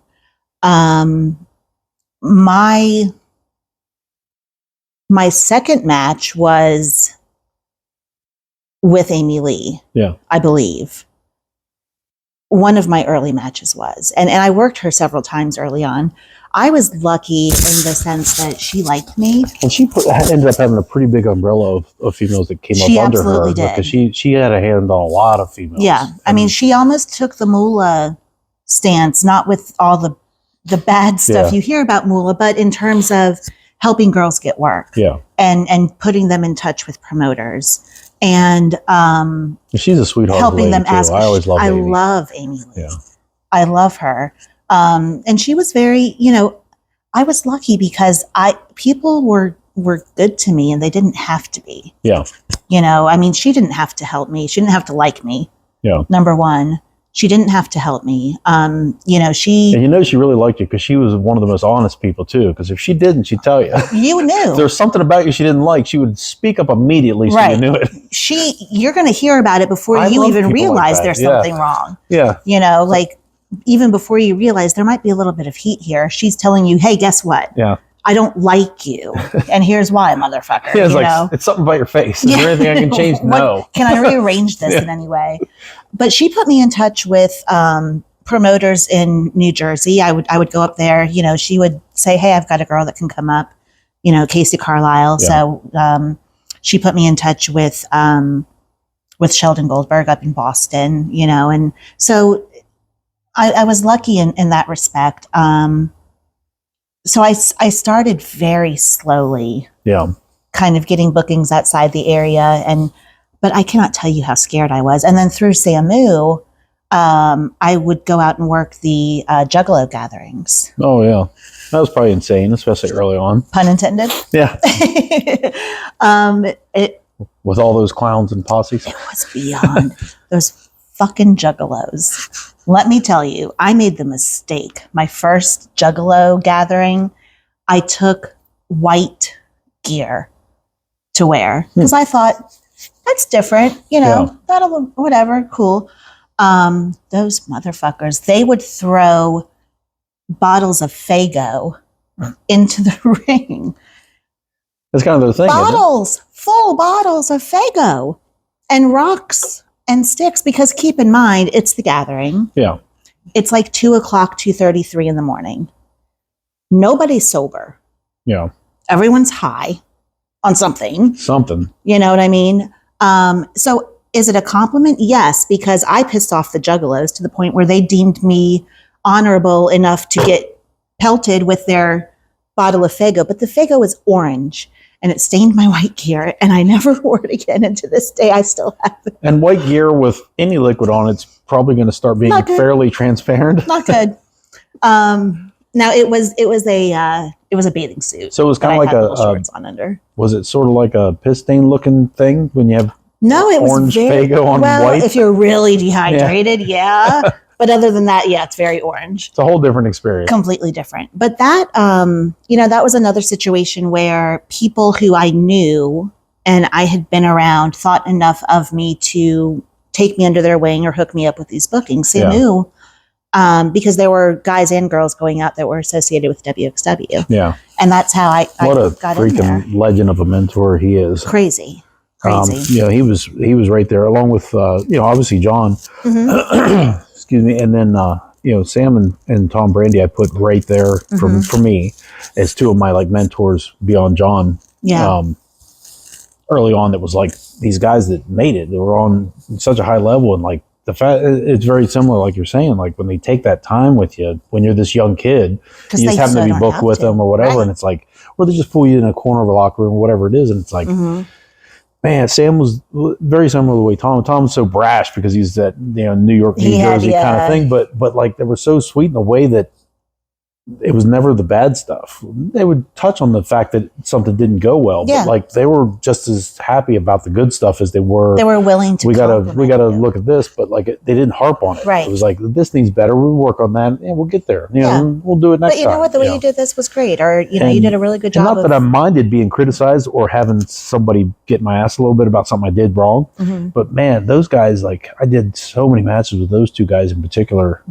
Similar to the way John and I ended up spilling a lot of blood together, but like those guys, we had a different thing. Yeah. And I love that. Like I try to do that now just because of those guys and the way they treated me. I try to treat the young guys now the same way, just trying to be a mentor for people. Cause I just put myself, like you said about Offer with You, like I try to put myself in the shoes of that rookie because I knew what it felt like. And it's the worst feeling in the world. Terrible. And like, if it's something you love, the way you love it, the way I love it, and the way we wanted to do it. And once we got to try it, and then somebody's trying to step on it and ruin it for you right out of the gate because you don't know what you're doing. But if you can be that guy that's like, I love it too. Come here. Let's love this shit. And let's see if we can get you where you want to be. Like, there's nothing better than wrestling. No, it's and it's it was not the norm from what I saw. Yeah. That wasn't the norm because the business has changed in a lot of ways. Of course. A lot of negativity when it came to like people starting like you like TV wrestling. It's like it's kind of what everybody does, don't they? Yeah. Like almost like you had to hide the fact that you liked wrestling if you were being in wrestling. Right. It was like, okay. That was like the whole, you can't take pictures with the names on the card. Yeah. You're a mark if you do that. You're not allowed to do that. And hence I don't have pictures with a lot of guys. I wish I did. But I remember and this is honestly something that was true really my whole career. I never felt good enough for whatever opportunity was being presented. Yeah. Or, even though I was working my ass off and I knew I was good enough to an extent because I wouldn't be booked. Yeah. But like when we were going out to the gathering, here's a bunch of girls and they all knew each other because they were from that little pocket up in the Northeast. Yeah. And I didn't. And I also, people laugh at me, but I'm really shy. There's always that weird dynamic too of not being really too comfortable too quick. I'm not. And I grew up a tomboy. I was never the girly girl who was, I never had a large group of girlfriends. Yeah. My friends were all guys, and I always get along better with guys even to this day. Yeah. It's just my personality. Here I am. It's just who I am. So I always You're meant to be one of the boys. I was. It's just, my lot in life.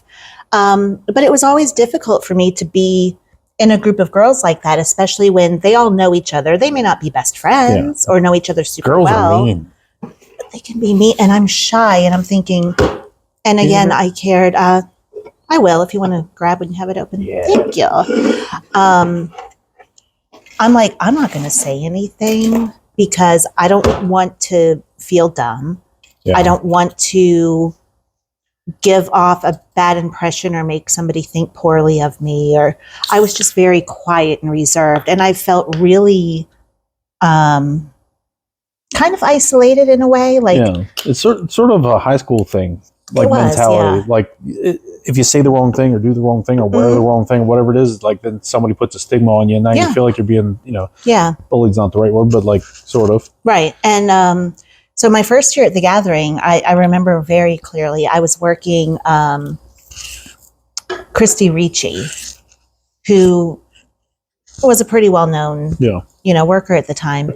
And I remember saying to her, I'm sorry if I dumbed down your match. I'm really green. Yeah. I'm sorry if I dumbed down your match, because at this point I had only been working, I think, a year or two, maybe, but not a ton. And she was very sweet about it. Oh, you won't. But I just always felt out of my league in some respect, especially in those really early days. Later on, not as much. I still had that but I'm not really super great. I'm not, Yeah. But early on, especially. But that self-deprecating approach of like almost apologizing beforehand. It's so hard to get out of that. It was what I did with Chrissy. Yeah. And I'm like, Chrissy, seemed happy after the match. And so I think I was predisposed to just say to everyone, like, hi, I'm really green. Sorry in advance. Yeah. Hey, I'm really green. Sorry in advance.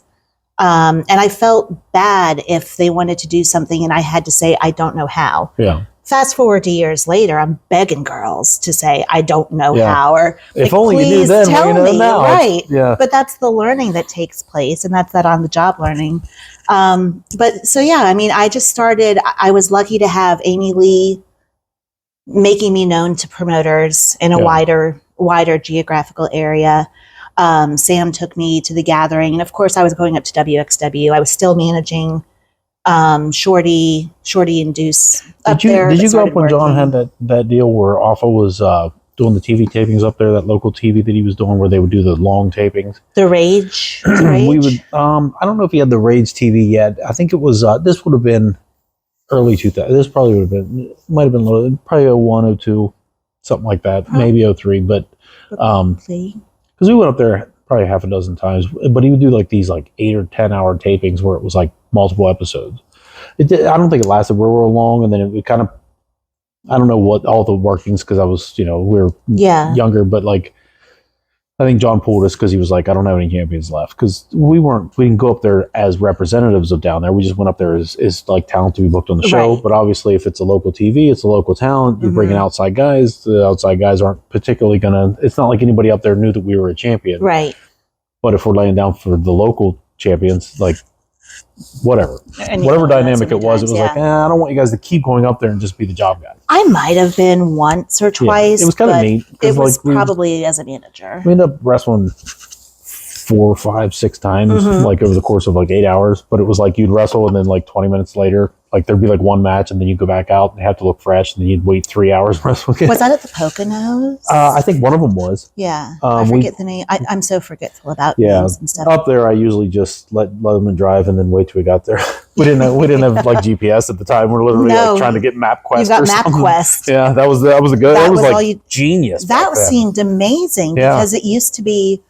Shorty and I got turned around and lost coming back from a booking in North Carolina, and it's nighttime, and these are country roads, and it was that gimmick where there's an open gas station and you buy a fucking map that you can't fold back once you've opened it. And so I'm in the front seat of the car, hearkening back on my elementary school skills of reading the scale and, this kind of line means this, and you're hoping there's not a bush in front of the street sign. Exactly. So if we go in this general direction, we'll eventually hit a bigger road, fill up with gas because we may not make it. Yeah. So when MapQuest came out, it was like a godsend. Yeah.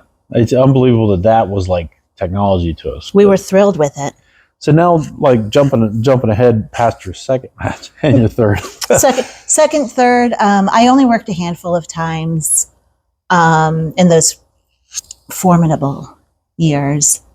A handful enough. I mean, I was getting enough work that I was getting experience, and I was already kind of making a larger geographical footprint. But so once you're getting the reps now, and you're starting to get the experience under your belt, understand who you want to be, getting the move set down of what you do well and all that.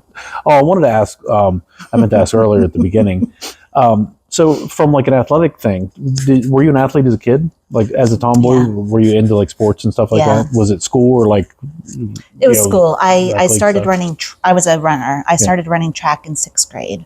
Yeah. And then in 9th grade, I was still running track. I added indoor track. Yeah. And then 10th grade, I added cross country. And we would practice over the summer. We couldn't call it practice. It was a get together. Yeah. Because the county is not allowing you to practice outside of school time. but it was practice. So that way, when the season started in September, we were already in shape. Yeah. So I was running year round from my sophomore year on. So yeah, I had that. Well, that was probably nice for some muscle memory of the cardio part of wrestling, just because there's no cardio that's worse than pro wrestling other than grappling, like, jiu-jitsu or amateur wrestling. And do you know, I didn't realize how much cardio I was getting because, as I kind of muttered earlier, I've never been a gym person. Yeah. Ever. I just haven't. I'm more apt to like go outside and do something, rather than going into something.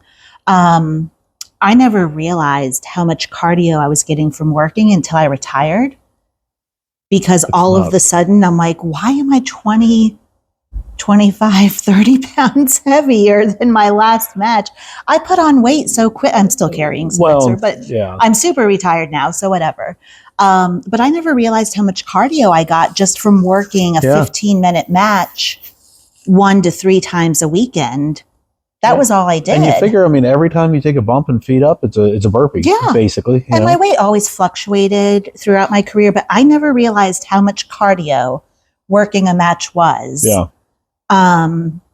Which is extra crazy when you look back at it, because as you were talking earlier about me working the crowd, one of the things I always prided myself on was the fact that I could jaw jack with the crowd the whole match. Yeah. I wasn't so blown that. And that shockingly takes it out of you. Like, I know that from years of being a tag team wrestler. Like, when you're on the apron talking shit, I'm like, I'm getting more blown up on the apron. Then I get tagged in. I was like, oh no, I gotta work now. I gotta go, bump and feed. So I never realized it. Yeah. Yeah. I asked about the, the athletic background, because it always amazes me in pro wrestling. It's different than anything else that good athletes in other sports don't always transition. And like, you'll have people that they're like wrestling athletes. Gallows is a great example. Like, he's a huge, tall guy. And I'm like, I saw him on a basketball court. We're just standing around like in a gym before a show one time down in Georgia. And like, somebody passed him a basketball because they were just shooting around while they were setting up. And you thought he practically shot into the bleachers. And like, I was like, wow. But he threw a first pitch out at Orioles one time and threw it over the backstop. And I heard he and Carl were side by side. I have the video. And Carl played college ball or whatever, so he throws a perfect strike. And they had 2 guys like on both sides of the plate or whatever. And it literally is like zoom, and then his goes, oh shit, and he goes, oh shit, and it just goes. But he's just a funny example, because I can give him shit. But I see so many people that like will come from another background, a basketball background or a football background or whatever, and it's like, the strength and like velocity of football is great, but when you get him in there, even a guy like Kevin Green, who wrestled in WCW there, when he made that transition, super awkward. Yeah. Super athlete, but it didn't work. Dennis Rodman and all those guys in WCW during that 90s run of athletes, and any athletes you ever see, it's like, it just doesn't work. And even on the indie level, I see guys that like played like, semi-pro ball or baseball, whatever it is. I'm like, great athlete, the most uncoordinated looking person in the ring ever, and it always shocks me when somebody is built for this, it doesn't transition to other sports. It doesn't, no. And I think a lot of it is the fact, and I know this is an old saying with professional wrestling, but there's no off season. Yeah. So it's different if you're coming from football, a basketball, a baseball, something, you've got that off season to let your body heal. Yeah. Maybe hit the gym, get your cardio up if need be, strength coach, whatever. Like a planned fluctuation. Right. Yeah. And you don't have that, especially if you're staying booked as much as I hope you want to stay booked all the time. But then it's also different because even, just like football, if you're a defensive lineman, you're out on the field however long. Eventually the offense is going to come back on the field and you've got that reprieve. Yeah, hopefully as a defensive player, you're out there way less than hopefully offense. So, yeah.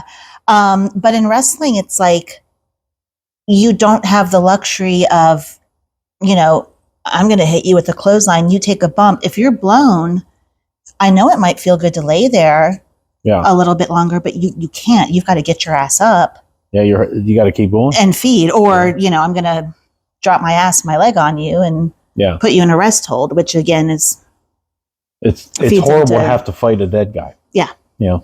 Drag him around. But so jumping up, like once you're getting these reps, once you're getting the matches and you're getting kind of, becoming the KACEE Carlisle that, was everywhere.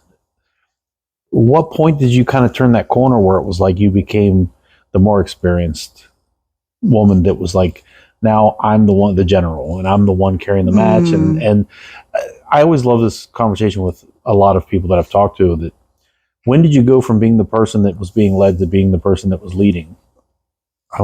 You took your headphones off. Have you heard that? I did hear you. Because it's such a weird dynamic, because a lot of times you don't realize it, and then all of a sudden you look back and it's like, oh wait, I've been doing this shit for a while now on that side of the fence. You know, it's a strange turn. I actually remember not the match, but the time frame. So my first match was in 2003. It wasn't until about 2009 or 10. Maybe a little before that, but it was several years. It took me several years to get to the point where I felt like, well, one, as each year went on, I was becoming more and more of the vet in the match. You know, I mean, I'm the one gaining experience, and here's a new girl coming in. It might be her first match. It might be match number 5. But it took me a while to get to the point where I felt comfortable and knowledgeable enough that I felt comfortable really leading the match, not just calling the match in the back or anything like that, but being in the ring and being the one to, you know, I'm listening to the crowd to have a handle on, do you need to fire up some? Do we need, you know, to do this or that? The pacing of it. Am I squashing you by accident? Being able to hear the crowd without like making it seem like you're distracted. Right. You know, okay, we've got 12 minutes. How long does it feel like it's been? Do we need to go to this point of the match or not? It took me several years to get to that point, which I think is normal. It's a very learned skill, I think. Especially the internal clock of understanding, like, when this shit has to fall into place. Yes. And like understanding how long, like you said, how long have you been out here? How long do we got? Right. And you cannot always depend on your referee. No. To know. There are good referees out there who wear a watch or they were in a gym and they've spotted the clock or something, but they don't all do that. Yeah. And a lot of times, and it's not as bad now. Now there's people that are like, they take bookings as referees. But back then it was like, here's a shirt, we need a ref. Hey, trainee just kid. Try to figure out what it is. And I'm a huge advocate of that. We do that here with a lot of the guys. Like you said about the managing, it kind of falls in that same thing with refereeing, like to start out. If you can be a referee for a while before you start wrestling, if there's not a managerial thing, it's like they all have their purpose, but at the same time, you're getting a front row seat to see how all this shit works as the combatants. You know, and there's no better feeling than being as close as you can possibly be to it while it's happening, and not everyone's looking at you, and not be, hopefully, not be the center of attention. I mean, like, in the same thing that a manager, especially in a particular like spot or whatever, a referee can sabotage an entire match with one mistake. But at the same time, like, you can be out there and it's like every movement's done on you. And it's such a great learning experience. I always go back to like seeing those pictures of Jake Roberts way back whenever he was refereeing. Kind of like 6'7", and he's refereeing, but it's like he talked about it. It was like, I got to be right there. I got to learn all this stuff without having everybody look at me, and that, you know, you're just absorbing it. It's just like flashing back to what you're saying. It's one of the few times you're going to be. Is that me or you? No, that was my phone fell. My phone's blowing up. Oh, apparently we're the nucleus at the Elite Pro Christmas party. That comes as no surprise. We're getting a little close. Like, you know, when you're actually here in the ring, that's one of the only times, if you're a ref, where you don't have to worry about every eye being on you. It shouldn't be on you unless there's a spot. That's the art form that's involving you. Most people don't understand. It's like, you're supposed to be invisible. You should be able to kind of blend into the background. It takes 3 to tango, but you're supposed to be invisible. Right. And if you're not, no. Got some learning to do, brother. Yeah. I got so, the spot. Moving into becoming the legendary KACEE Carlisle that you would see everywhere. Like, it seemed like there was about 4 of you running the circuit for a while, because like there was very few times there was a poster that didn't have you at the top of it. And there was like another wave of young ladies that came in that was like a new crop of like, you know, opponents and stuff like that. Tess Valentine always jumps because you guys had For sure. all over the place. Yeah. And it was perfect timing for her because you were so established and so experienced and so talented. And then when she came in, she had a lot of talented like tools in her belt, but it was like the carpentry part, like we talked about, like there's got to be somebody that can build. Right. And there's somebody that brings some tools. And obviously, like you were already established by that point. But there was a lot of girls just like my daughter Danny, Sydney DeVille. Like I got the front row seat to that, and I was like, "Yep, guess who's coming in? We got KACEE coming in as many times as she's willing to come in because we have a few of these girls now that are ended up having a fantastic run on their own way because of that, because you got hands on them, similar to the way you said about Amy getting hands on you, because there were times where you got them kind of off under somebody else's knowledge of like, hey, go here, go there, once you got to that point where you were walking in and kind of owning the locker rooms when it came to that kind of stuff, like how do you approach that? Like, because you kind of had that demeanor where people would be intimidated by you, similar to the way it was whenever there was those strong women back in the day that like you didn't really know how to talk to them. And I only say that because like I mirrored that, like I said, the doppelganger thing, because I had so many people that like they were scared to come up and talk to me. I hear about it from other people. Like my brother would say, they come talk to me, but like I'm like, go talk to Jake, and they wouldn't. Right. And it was like, I might be the easiest person to talk to, especially in this forum, because like I know enough to try to give you comfort zone. If I don't have the answer, like we'll try to figure it out. Right. But like I'm not going to be like, get away from me. Right. You're not going to go fuck off. Yeah. And you were never that kind of person either. So it's like, thank you. I hope not. I never wanted to be. And I always loved that about it. But I know that there was a lot of girls that were like that we used. Like some of those girls were just like, what if she gets mad, or something like that. I always found out after the fact. Yeah. I was the same way. I always, and I was told, some of the guys actually were willing to admit to me, like, you intimidate the fuck out of me. Yeah, there was a few of them. I remember one time, we'll go into story time. It was you and Vince Vega. You guys were doing the Pride thing at the time. Yeah. I love that group. There was so much fun. Like some, Vince ended up getting hurt his shoulder, I think, had to have surgery or something. Riggs got hurt, kind of stepped away, had some family stuff going on. There was a couple different variations, and like for whatever reason, like we just couldn't keep the whole crew together. Right. But I absolutely love that group. It was great. It was fun. And you and Vince particularly had the best chemistry of heeldom. It's not a real word, but it is in this world. It is, because like he was such a cocky prick, and you were such a cocky prick, and like he wasn't near as loud as you would be. Like, especially when you get to a little screechy. Yeah. But he garnered so much fury from people just because he had that aura of just like, he legitimately has to be an asshole. Right. And, you always projected that really well too. So it just worked. And it was you two in a mixed tag match against Tess Valentine and Robbie Page. Yeah. It was right down the road up here at one of the fire halls. So the one that had like the weird ceiling or whatever. Yeah. And, I remember that match. It stands out to me because at one point, and I was never a big advocate of like females working males, like actually throwing down. It's just not something that, like, from a family perspective, you don't want like a 6-year-old girl watching a girl get stomped in the ground by a dude, and it's just not realistic. But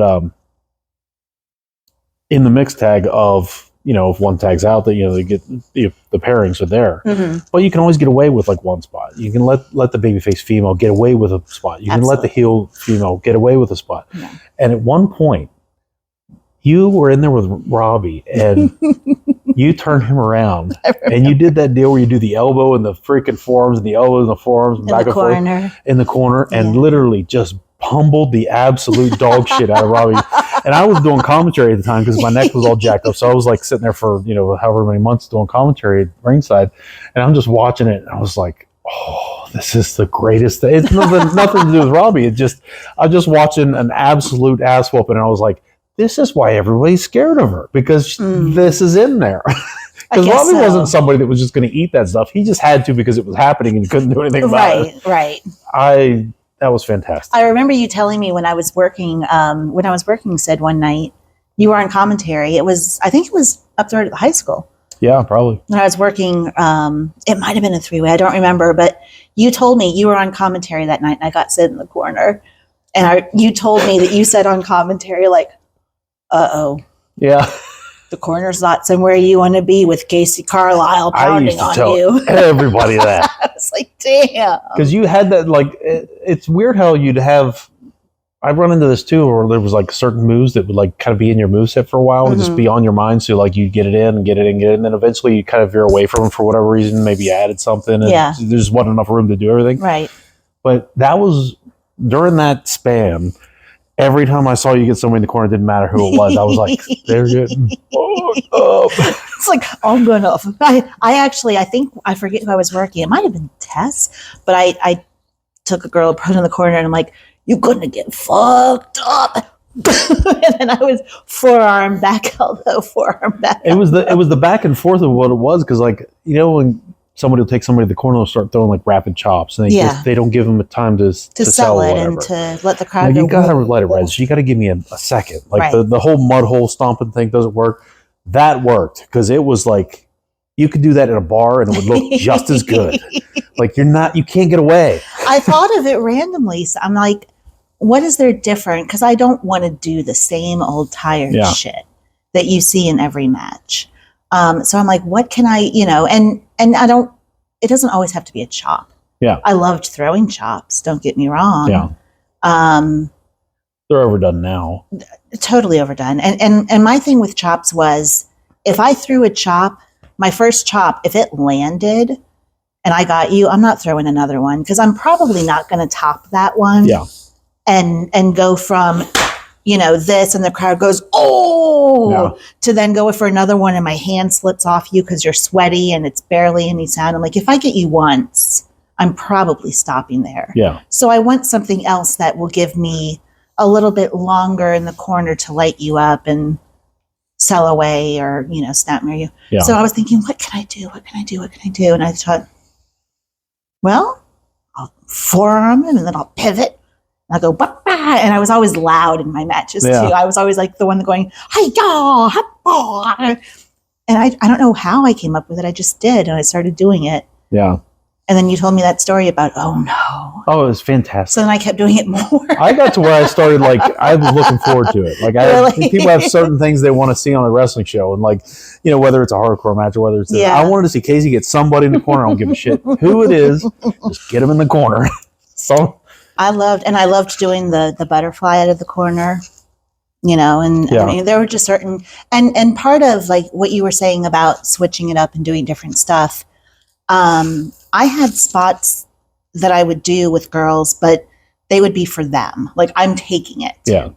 I would do something where it's like, bump me, bump me, bump me. I'm going to sell to the apron, sit on the apron and be like, time out, whatever.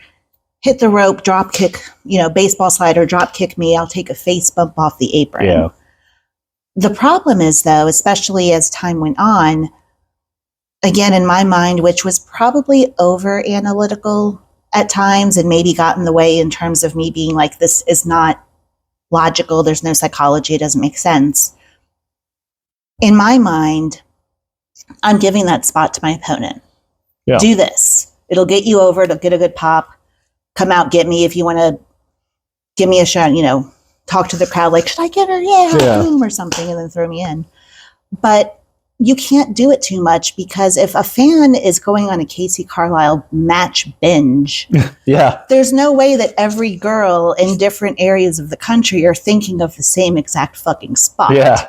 So you've got to be able to change it up. Man, is everybody's offense the same, or is her wow, or am I just the same shit? Yeah. So I did have to change it up at times because I would know that either I had already done that in this town, or so that I had to have that level of awareness of like, there's no way every opponent is gonna.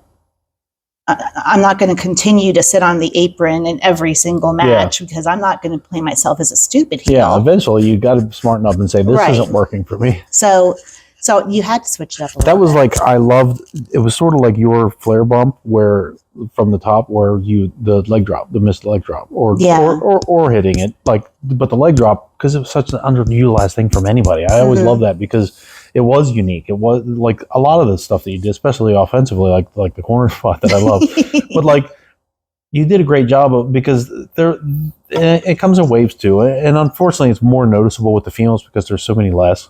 Yeah. Like there's so many guys that like there's just, even if they're doing the same shit, there's just such a pull. Yeah.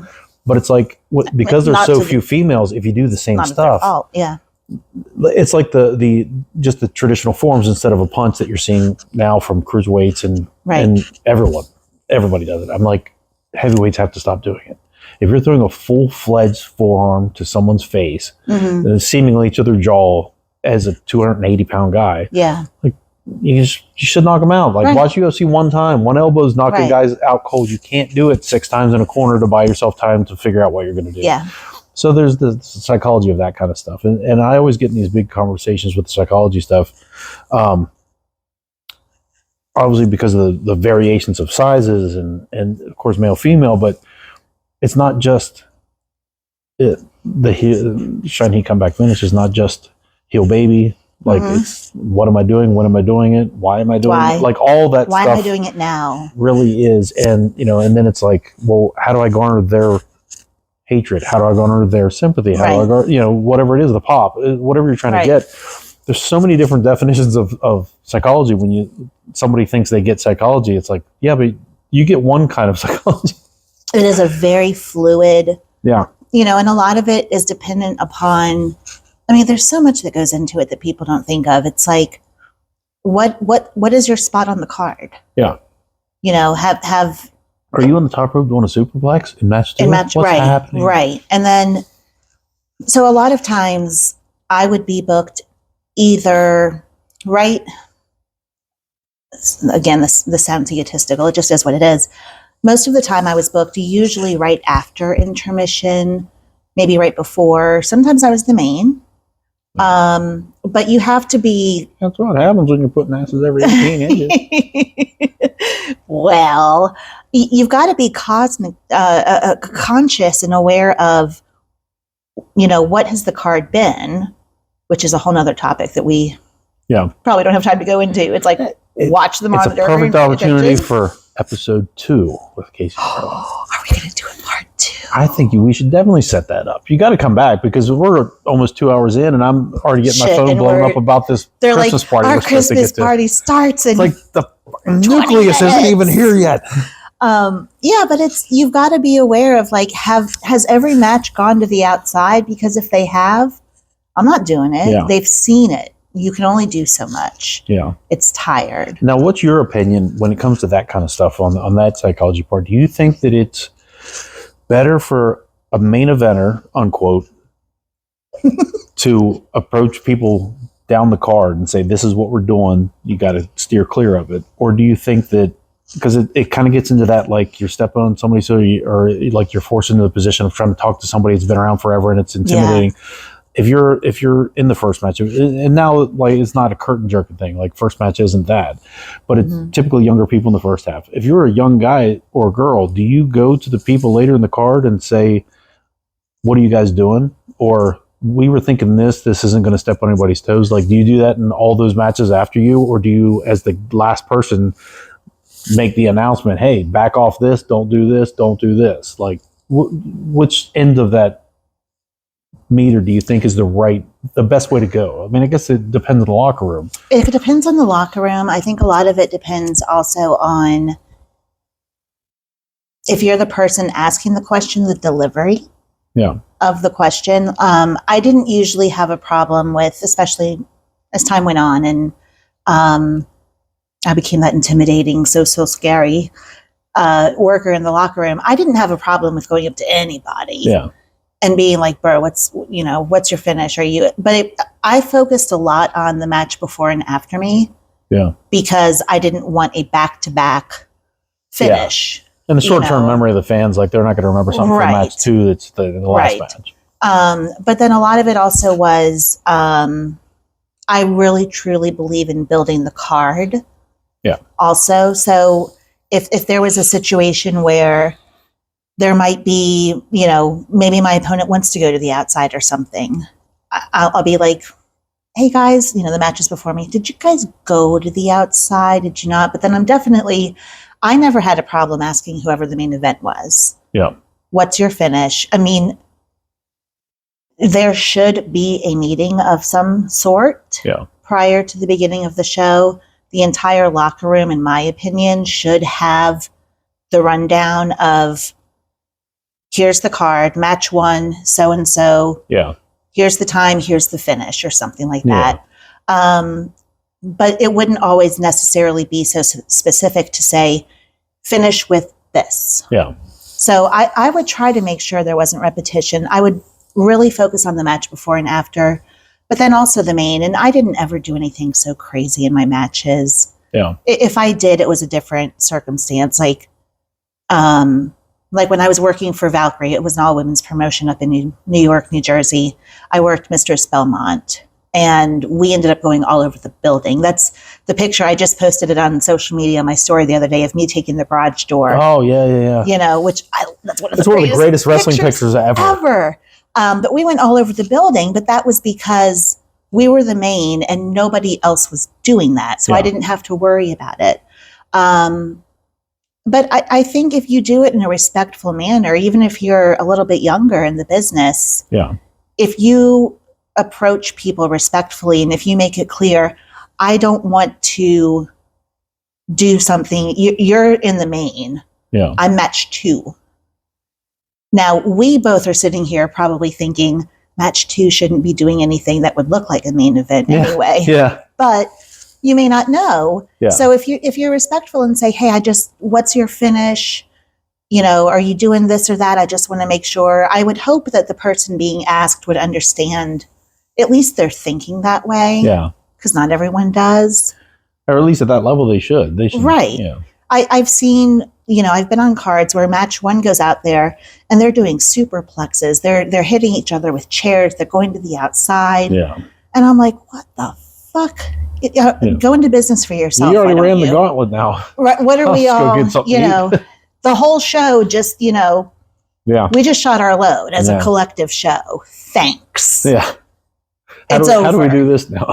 How do we, I consider,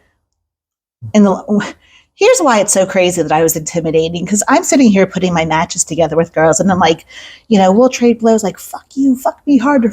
I always use like these analogies. Can't imagine why. I don't get it. But, you know, there's a certain hierarchy. So I just think it's part of how you approach it and ask. And at least somebody is showing that they're thinking that way. Yeah. And if you're in the main event, it's like, look, here's the thing. It's probably an indie show. Yeah. You probably don't have TV. If you do, I don't know that it's national TV. We're in the same locker room. We're in front of the same people. There's no reason for ego. Yeah.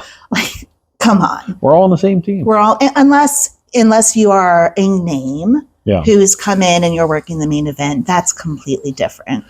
But then you should already know their whole deal. That's the thing, shouldn't even approach any of that. Right. I'll never forget Leatherman going up to Jerkface whenever he did a DDT, whenever he and I were working Jake Roberts in a tag later in the main.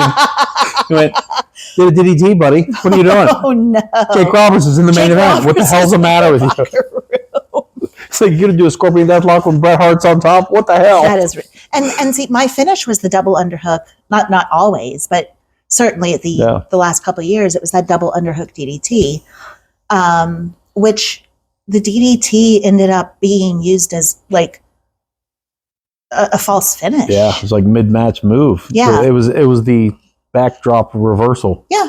And there were times where I had to go, if I was in a locker room I'd been in before, a regular promotion, and I knew that so-and-so would sometimes use it as a false C, hey, I'm going over with can you not screw up my shit, please? Can you not? I remember one time working for you guys, Tate, I was going over and Tate was like, KACEE, you know, you're over. And I was like, okay, how? He goes, I don't know, whatever you want to do. Yeah. Do whatever. And I was like, no, but what do you want the finish to be? And he was like, and this happened to me in New Jersey once too. And do whatever. And I was like, it's your match. And I said, but it's your show. Yeah. I don't know what else you have going on and what you have planned. Just tell. I respect, thank you for having that level of respect and trust in me, but give me something. I love that. It's a rare thing, and it's from speaking as someone from like behind the scenes or booking or whatever you want to call it. Boss man. Yeah. It's the greatest breath of fresh air in the world if you have someone on the card that you can do that with.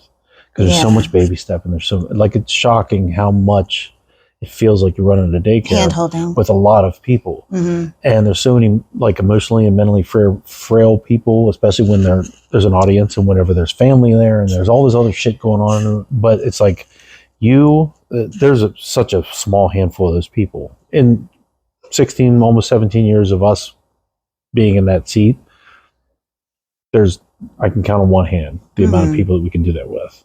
You know, it was always very flattering. Yeah, I mean, you were obviously at the very top of that. Jason Raditz is one of them. Shane Mouse is one of them. The other two fingers could be maybe a very small handful of people. But to be able to say, "Do you," and then walk away, and then I didn't have to field 87 questions. Like, right. The description you just gave that you gave him is someone like a Shane Mouse. Yeah. Jason Raditz it was okay, and then he'll just walk away. He's stoic like that. Like he'll just do his thing. Yeah.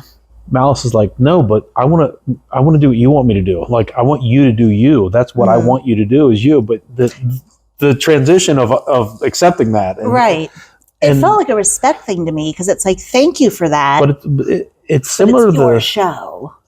I find that the people that are that far along with what they can do are the people like you're describing, like Shane Malice, like a few other people that are so not deprecating, but like a lack of self-confidence in what, like, there's no way I can really be this good.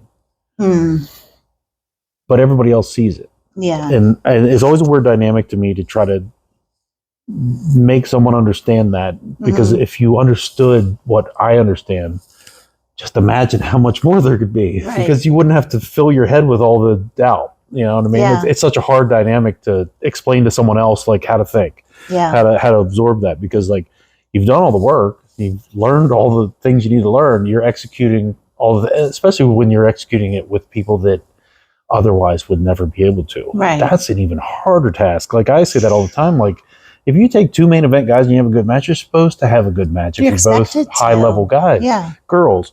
If you have one high level person and then somebody coming up that needs to be led every step, and it's fantastic or even really, really good or the best thing they've done, I'll take that over two main event guys having a great match. I'll take a great match with somebody that led someone else to a great match or their best match or whatever. And I'm a huge advocate of that, trying to say that to people. And I've seen you do it with nearly everybody. I've seen you work, you know. It's, and to anybody, it's like, try to be someone else's best match. Don't worry about yourself, because that makes you the best person. Like everybody will book you, and you're a prime example of it. It's like, as soon as you're everyone's best match and everyone wants to work with you, everyone will want to book you. And then you show up at the top of every card, every poster, and then everybody's like, oh, I'm scared shitless because she's everywhere. She just walked in and I'm scared. I don't know what to say. And I did pick up on that a lot. Now, it was always strange to me because, you know, again, I mean, obviously we have to have a level of ego to do this. Yeah. You're not going to get in there, especially, you know, I had shorts riding up my ass and cleavage out. You're not going to put yourself in the position to be in front of a crowd. Yeah. And if you don't have some level of ego and thinking, I'm good enough, I can do this, I got it. Yeah. And I think that's just the honest truth. I think that dynamic too, that part of your entire presentation was the perfect example of that to execute in pro wrestling. Because you'll see it all the time. You see it on TV now. You saw it over the years. When you would put yourself out there like that with, you know, the gear, the certain mannerisms you do in the ring that accented that, all that, it could be, like you said, you were such a heel with it. But it's like you gave a portion of the crowd what they wanted, but you didn't want them to think you were giving it to them. Yeah. It was the perfect dynamic of that. Do it subtly. Yeah. And it's like, they're still getting it. I know But you're getting almost what you mad because right. they think you're giving it to them. Right. I don't know how to express it, I but know it what was you mean. it was the perfect dynamic of that, because like it hit that note of what wrestling is, Mm-hmm. especially for the 18 to 35-year-old male. Yeah. But at no point did you seem like you enjoyed giving it to them. It was just part of what was there, and they were absorbing it with that, because if they look too long, you call them out on it. Right. And then in your own way, and then now they look like the creeper in the And crowd. right. Now they're the creepy. And you're the asshole that pointed it out. They're the guy that, the people sitting behind them saw them zoom in on my ass taking the picture. Yeah. But there were also times too. But they still got home and had the picture. They still have the picture, and I'm sure that it was a very nice tool. But there were also times. Anyway, there were also times when because my weight would fluctuate and so forth, and so there were fans that would be calling me like fat, like get that, ew, get that away from me or something. And if I heard that from the crowd, then I would reach around and give myself an intentional wedgie and pull my shorts all the way up. It just became an entire and be like, different. oh, you don't want to see it? Well, how's this now? Here's my entire ass cheek hanging out, or whatever. Get a little deeper with that chin lock. Raw. And but that's just part of the fun of it. Yeah. Well, I think we're winding down here. I'm. Your phone's blowing. It really is. There's a Christmas party. It just keeps going. I mean, I don't care. We could be here all night. What time is it? It's it must be about 4:35. 5 p.m. Yeah. And that starts at 6. So we're almost at 2.5 hours, but I 100% want to have you back soon. I also want to throw it out now, just so it's documented. There really is, because we didn't even scratch the surface. We literally spent over an hour talking about your first match. We've been your first match. But we can go catch up with the Christmas party all night long. We can. But there's so many fun stories and so many things that I want to do, and I real quick before we end though, we touched on it real briefly at the beginning, but like there was recently you got inducted to the Hall of Fame. There was a few different leagues that you got inducted to the Hall of Fame recently. I'd like 2. Mm-hmm. So is that the 2 that you're in? Because I feel like there was more, but regardless. No, there was DCW up in Delaware, and then BWF in Virginia. It's fantastic. And the one in Delaware, I remember it was kind of like once you got booked there, then I was seeing you there all the time. Yeah. And this is when you know you've made it. And you become like a pillar of an organization when they emboss you in a side plate of their championship belt. Yeah. I saw that and I was like, I've never seen someone actually have their image embossed in a championship belt plate. That was unbelievable. I'm a side plate. Yeah. On that title. It's so cool. Side plate, not a side. I saw that, and I received photos hinting at it. Yeah. And then I got the photo of it being done, and then of course I saw it on the belt when it was finalized, and I was like, my God, this is cool. That was like next level. But that's unique. Yeah. I mean, especially on the indie level. It's special. Yeah. Yeah. It's really special. Yeah. And it's special to be like, some people say, oh, it's an indie league whenever it comes to like Hall of Fame things. Like, I'm all about that, because you earn that. And it's, if somebody thinks enough about you and thinks that you did enough for their promotion to even bother with, especially me, I retired. I'm not even working anymore. And I've been very off the radar. And it's I've been a great reclusive. honor. Yeah. Isolated. That too. Yeah. I mean, sometimes it'll take you a while to answer a text back. Not from you. Not from me. I mean, sometimes. Yeah. Well, I mean, I'm not dead. I go off the radar still have sometimes. a life. I do stay off the radar. So, but it's good though. You keep people guessing. You never know. Yeah. Never say never. Never say never. But I do want to throw it out that I'd love to have you come into the training center sometime, run a seminar. We'll get you back in the business somehow. I'm wrestling tomorrow night. I didn't want to do that, but I got kind of, because I have a show tomorrow. got tricked into that one. But You never say never in this business. It's Never crazy. say never. Well, I cannot wait to have you back on here. Oh, we're almost 2.5 hours. This might be the longest one I've ever There's done. like 5 people listening at this point. Well, yeah. Sorry. I'll listen to it. As soon as it's listen. downloaded, I'm going to listen. I'll listen over and I love over listening and to me. over and over just That'd to be great. get listens. Well, Miss KACEE Carlisle, I love you. Love you you. are fantastic. Cheers. And I can't wait to have you back on. We'll make it happen Well, and soon. yeah, It won't be because we've been talking about this for I mean, it's been since a I've been while. doing the podcast for about 2 years, and you were like one of the first people. I was Yeah. like, I want to do a podcast, so I have a reason to sit and bullshit with KACEE. I mean, there's like that small handful of people that I'm like, I can tolerate her presence. We talk about fun shit that we did because we literally shared hundreds There's of locker so rooms. much. I mean, same leagues, but like, yeah. I locker mean, that's room the thing. after We locker room. haven't even scratched the surface Yeah, of so much. And yeah, no, we'll make it happen again soon. we absolutely will. You're right up the road. I'm going to get all this. You guys did not get, I got more snow than you did today. Yeah, we didn't really get anything. It was snowing. It was starting to snow. Which when is I going to got be here. great because we're going to have to race to the freaking Christmas party because everybody's getting mad. But Look, you think you were intimidated before. wait, I want to start yelling at I'm everybody. actually in town and podcasting. Nobody can have a good time without me. What Take the hell? the damn chill pill. We'll be Well, there. now that the main eventers are here, let's get this show Yeah. on the road. All right, the stars have arrived. All right, Miss KACEE Carlisle. Thank you for being here. Thank you. All right, everybody.